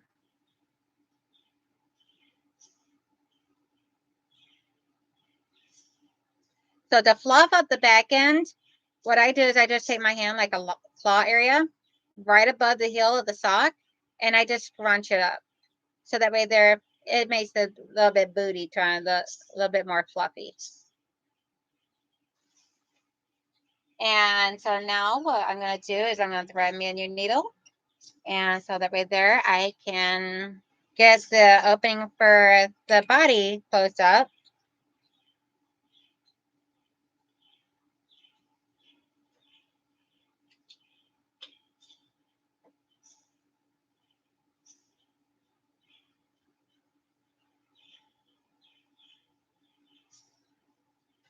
I'm going to thread this needle and then I'm going to show you guys all my fabric I bought.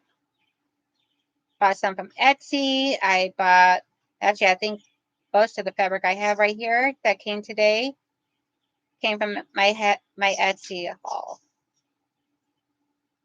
People need to quit telling me about all these good deals because it is bankrupting me between Whatnot, Etsy, and Joann's.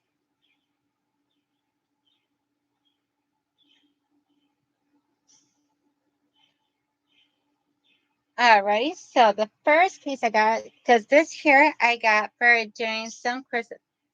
I've been working on getting some Christmas ornament or Christmas fabric for doing ornaments and such. So got this here.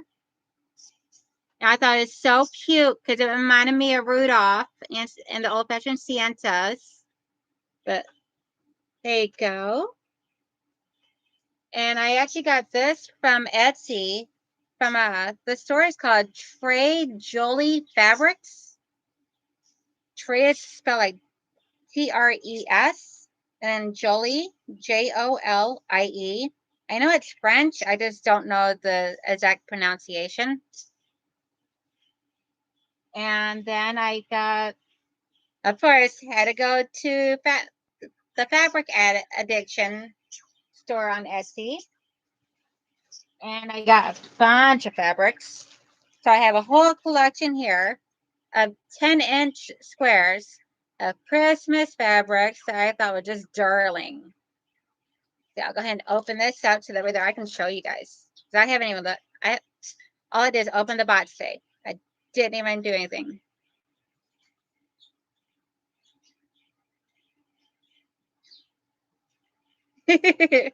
I'll try not to keep you too much longer, Jean. Yeah.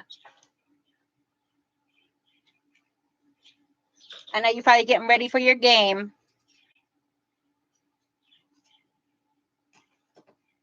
Normally I try to untie those knots, but it's being a little fussy. Yeah, so these are all 10 by 10 squares. And we have gorgeous, some blends, some adorable things here. Because I'm wanting to do up some more of my tissue pouches, which are a new thing, as well as some keychains for the lip balms. I thought Christmas fabrics would be perfect. Start getting my Christmas stuff ready to go and everything and made up. And then we have, I seen this here and I could not resist whatsoever. I swear. It was a very addicting weekend or week. I think for now on, I'm going to have give my husband my debit card and be like, here, hold this for safekeeping.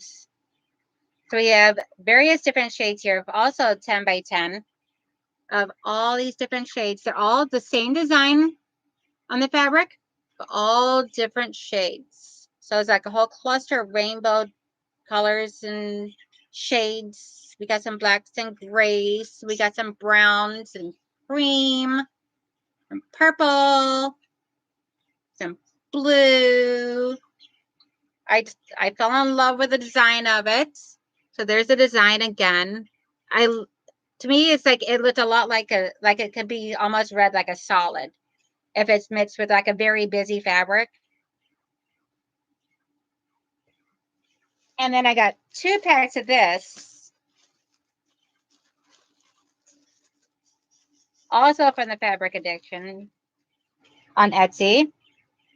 And it's this right here. They're all different colors of fabric and all that type of design. Right? I agree, Jean. It's super gorgeous. And they're all fat quarters. I cannot believe the pricing. It was amazing. We got pinks and purples and dark reds and blues and greens. I'm like, this would be perfect to use also as like a, I got 2 packs of these. And those were, let's see. This here was called the Kaleidoscope Fat Quarter Bundle Pack of 17 fat quarters in each one. I cannot believe how much fabric.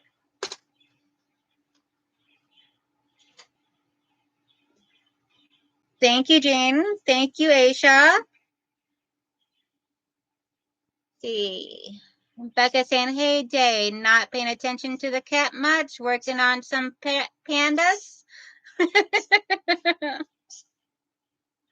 Right, Jean? I cannot believe it. I was like, oh, so many different ideas going through my head. And then I went to Joann Fabrics and I thought, okay, after going through all my stuff, after my last craft show, a couple of weeks ago, I realized I was pretty much out of all of my stuff, all of my items and everything I had the major Detroit and Michigan sports teams. I'm like, I need my scrunchies, I need my keychains and my bowl cozies, all of that. And now since I'm doing the tissue pouches and and a few other things I'm gonna have coming up, I'm like, I need the fabric for that too. I'm like, because sports teams around here is like a big thing. It's one of my big sellers. Especially whenever you got to include the possibility of the fact that I have an embroidery machine and I can personalize items as long as I know in advance. So I'm like, okay, so I thought, well, I'll go and buy like 2 yards of each since they were on sale for like 40% off of the sports teams right now because they're on clearance. So I went in there and I wound up thinking, okay, I was going to spend like maybe $75. $200 tops. I walked out there spending like almost $300. I was like, never again. I'm like, from now on, I'm taking my husband with me to keep me under control. So back to the kitty cat. We're gonna sew up the little booty here, the hole. And what I do is I do the invisible stitch on this. The only stitching name I actually know for sure of because I use it on so many things. So I'm gonna do the invisible stitch where I go in up here, and then I try and just go back and forth, or ladder stitch, it could also be called. And so that way there, it closes this up and you really don't see it. And then plus, once we get it closed up, the tail is going to go right over the area. So you really won't see the stitching of it at all. So I'm going to start over here. I'm going to go up and close up the seam or lock that in.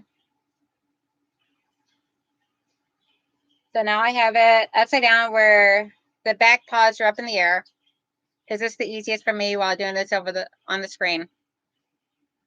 So I just go in, just go a little bit at a time.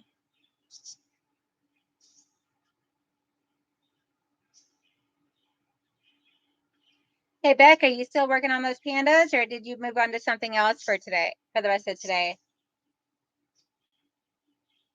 And Donna, what are you working on? So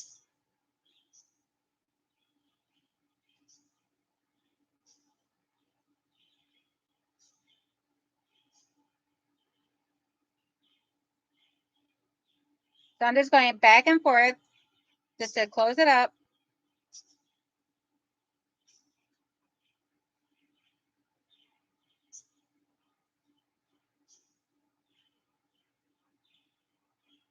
It's a lot harder to hand stitch when you're on camera.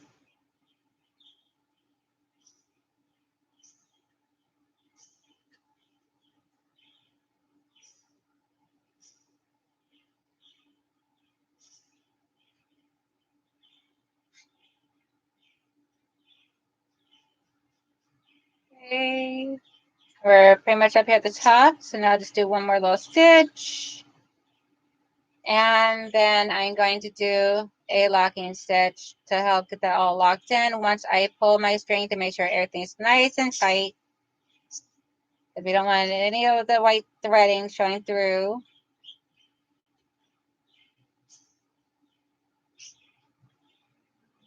Like I was telling everybody earlier, you really don't see the thread on this at all, which is why I don't mind using like a white thread on this, because fuzzy socks are very forgiving when it comes to hiding your thread. A whole lot more forgiving whenever it quits tangling up, though. One second, I gotta get my thread untangled. It's being a little fuzzy right now, and I'm sure it's all because I'm on video.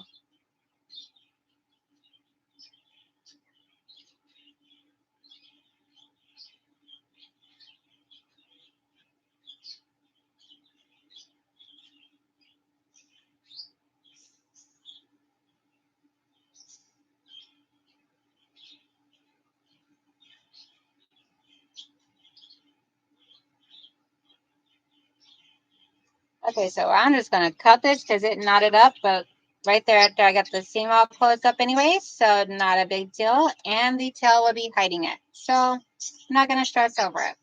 It's not worth stressing over.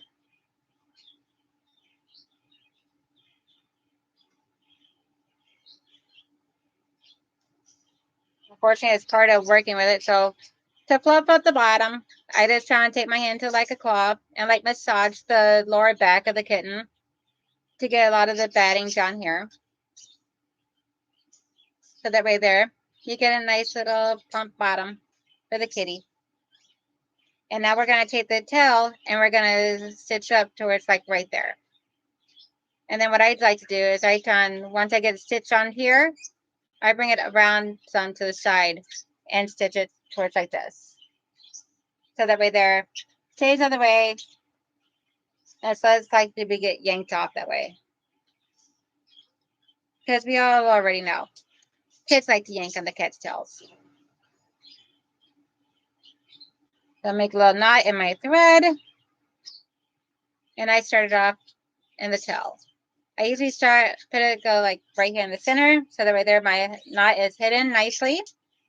And then I just do like an invisible stitch to connect the two. So just pretty much, I try to aim for like right around the center. I tried pinning it before, and that doesn't work out too well for me. I always wind up stabbing myself with the pins, or they don't hold it down. So what I'm going to do is, whoopsies. So what I'm going to do here is I'm just going in from the bottom on the body, like right below over here. So I go in, and then I bring it right back up, but I come up and into the base of the tail. So that way there, when I pull my stitching nice and tight, you don't see the stitching. I'll do that all the way around, and then I'll do a locking stitch right at the end.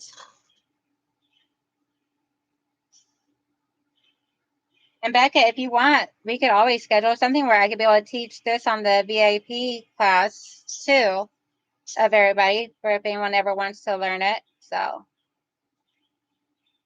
now, since I'm not so scared to teach it now, I did it on here.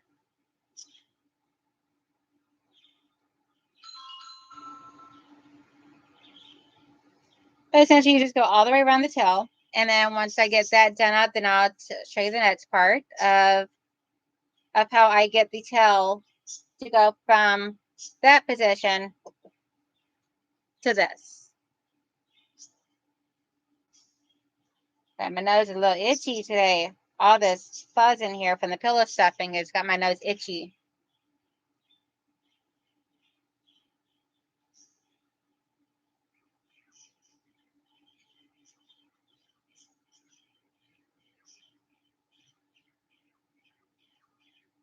Hey, anybody else still in here? Or everybody gotten quiet and silent on me, or quit talking, or what's going on?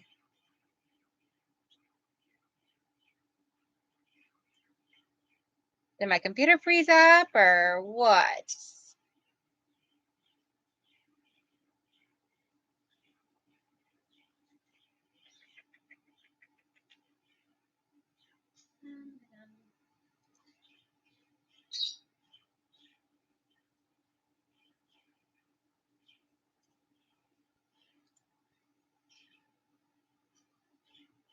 Alrighty, so I am almost halfway around with getting the tail sewn on now.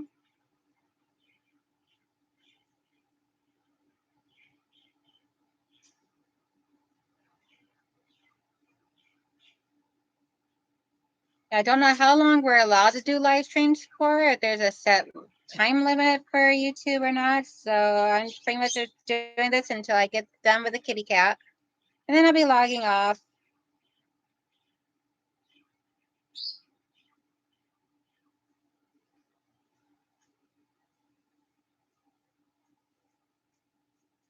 Awesome. Okay. Just want to make sure I didn't freeze up or lose a connection or anything like that. So, because I'm like, all of a sudden, everybody got super silent. I'm like, 1 minute people were talking, next thing I know, I lost everything. I'm like, hello? Anybody home? Yeah, now I see why Donna usually does this, like with multiple people on her live streams on a Zoom, as well as a few others. Like, because it's a lot easier to entertain a group whenever you have someone else to talk to instead of talking to yourself. But that's okay. I just gotta make sure I keep something to talk about. Alrighty, so now we got the tail attached. And I gotta rethread my needle because I don't think this is gonna be enough to be able to do that of getting it sewn down. And I seen a straight thread a little bit ago. There you are. You see a straight thread, which is another reason I like to use the white thread, because it can fairly certainly hide, not too horribly. So now, since the tail is like this is the front of the body. I'm going to pull it over this way, and I'm going to come in and I'm going to do some stitching just like around this area right here. Not the whole tail. I used to do the whole tail, Now I really don't see a purpose for it and everything, so.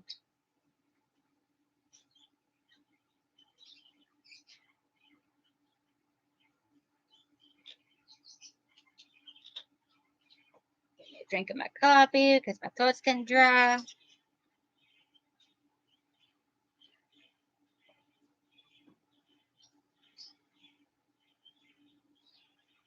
Doing more talking today than I think I do on a normal day at work. Or at least about the same amount. So I am on the phones all day long at work, so.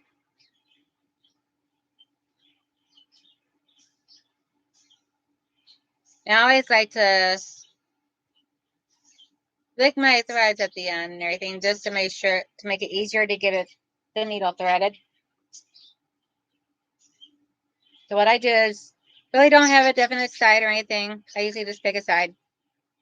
I come in, do the same type of stitching to sew this down. And do my locking stitch, and then I do an extra locking stitch just because it's the beginning of a stitch. So I'm going to make sure that's nice and secured in there, not breaking loose or anything. So now I got this locked in right here. I'm going to come all the way around to about the same spot over on the other side. And that's just to try and make sure that this is nice and secure down to the body.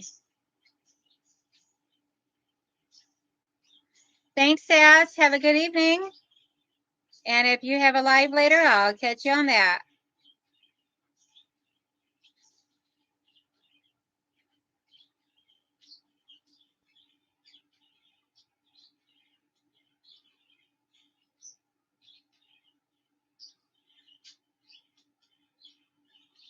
I'm just going to sew all the way around the tip of the tail. And that's just to secure it all in.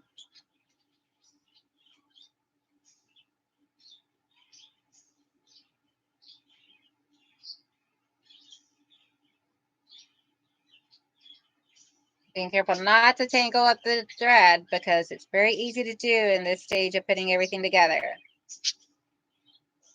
Mainly because of how long I make my threads, but what I like, so it's convenient for me. And I don't really tangle it up too often. Nothing like the one I just did a few moments ago. That was a bad tangle. I wound up just cutting the thread. On the outside, I already had my knot in there, so it was already good and secured. So I wasn't too concerned with it.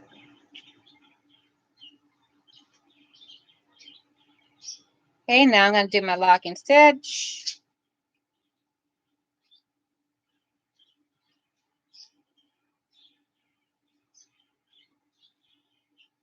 So now my tail is all nice and locked in here. Got a little hoop here for like if they want to carry it by the tail. At the same time, it's all secured down to the body by the tip of the tail and the base of the tail.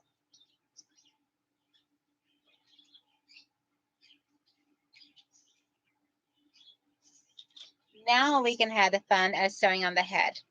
That one takes a little bit.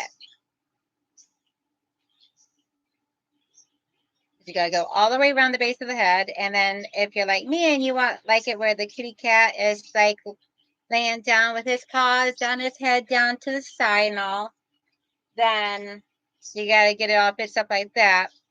Especially since I like to put a ribbon around the neck of the kitty. So always gotta try and put the ribbon on and then sew it down to the side. I gotta sew it on like this right here. Roundabout. And then once I get the ribbon on, then I'll bring it down like this. And I'll put a stitch on the tip of the paws to hold them together. But first, we're going to try and start off with the head. So I got a knot in my thread already. I just come in to the bottom. Sorry, I keep itching my nose, guys. Dealing with the pillow stuffing has gotten all over the place as well as the fuzzies from the socks. And it's making my nose itchy. So, going in and then coming out just a little bit on the side. So, like, here's the back of the head. And here's the bottom of the base, like right dead center of the base. So it's just a little bit up on the side. this somewhere where I can securely be able to sew it right onto the body. I always do mine like, okay, so right here is about where I always put mine at. So that way there, the face is right by the opening of the arms. What I do is I just try and hold the head with my thumb going in between the two ears, and my other hand's going in between the arms, holding it down while I do the stitching. It's the easiest way for me. And then I just do the invisible stitch like I was doing before.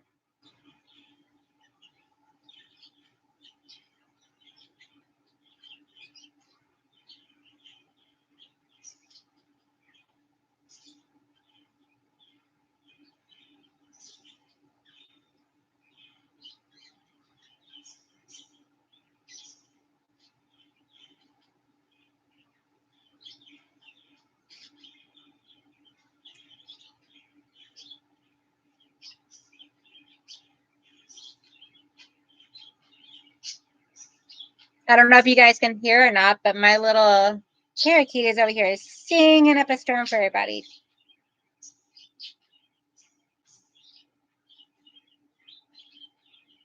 He likes to hang out in the back of his cage, and he just sits there and sings and sings. Thanks, Jay. That this is what he's going to look like once I get his head completely sewn on.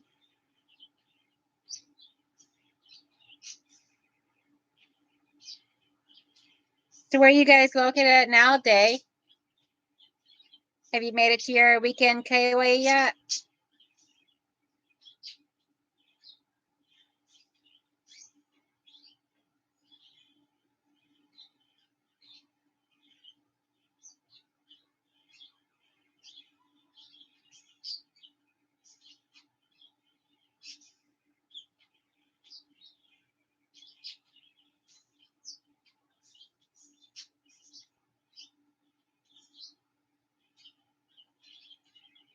Now I'm thinking about trying my hand today at those butterflies that Donna was making on a live stream and that she did a tutorial for us. Thinking about trying my hand at some of those because those are like so stinking cute.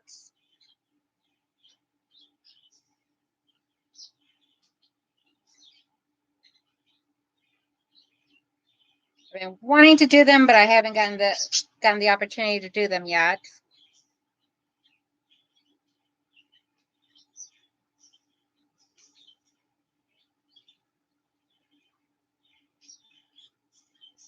That's a downfall about this project here being hand stitching.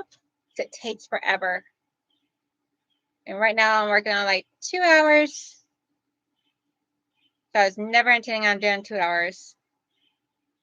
But I want to teach everybody this, so I'm trying to make sure I do a good thorough job. I'm just going around all of the base of the head and getting all the stitches in so that right there the head is nice and secured. Oh, I believe it. I could see them being a very addicting item to make. I'm going to start including like some barrettes and everything. And I thought the butterflies would be an adorable addition to the barrettes.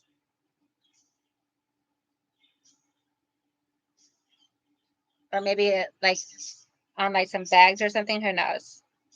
So many different ideas popping in through my head. Thank goodness for pen and paper to write them down as I get the ideas though.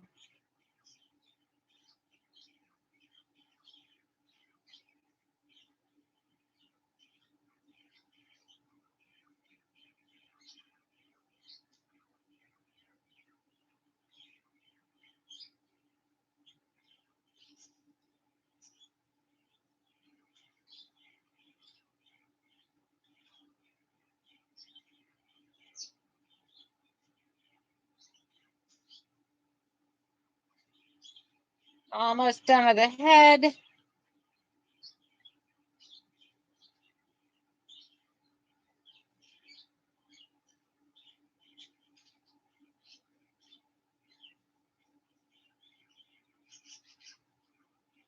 just got to do the locking stitch on this. And then the head is completely attached.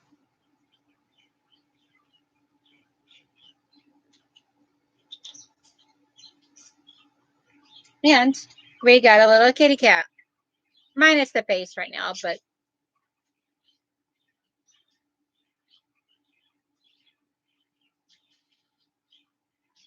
and then from there, what I do is I just use black embroidery cloth to do my mouth and whiskers and my nose.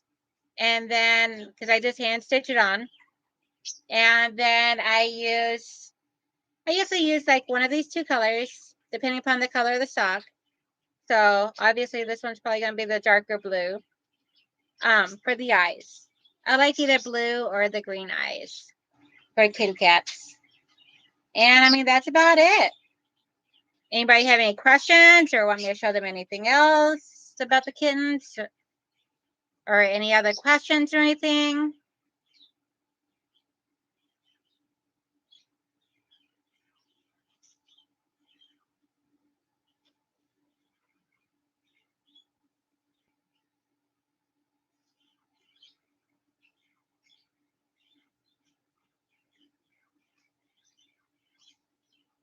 Okay, well, it is 3 o'clock, technically 3:04 my time here in Michigan. So I am going to go ahead and log off here.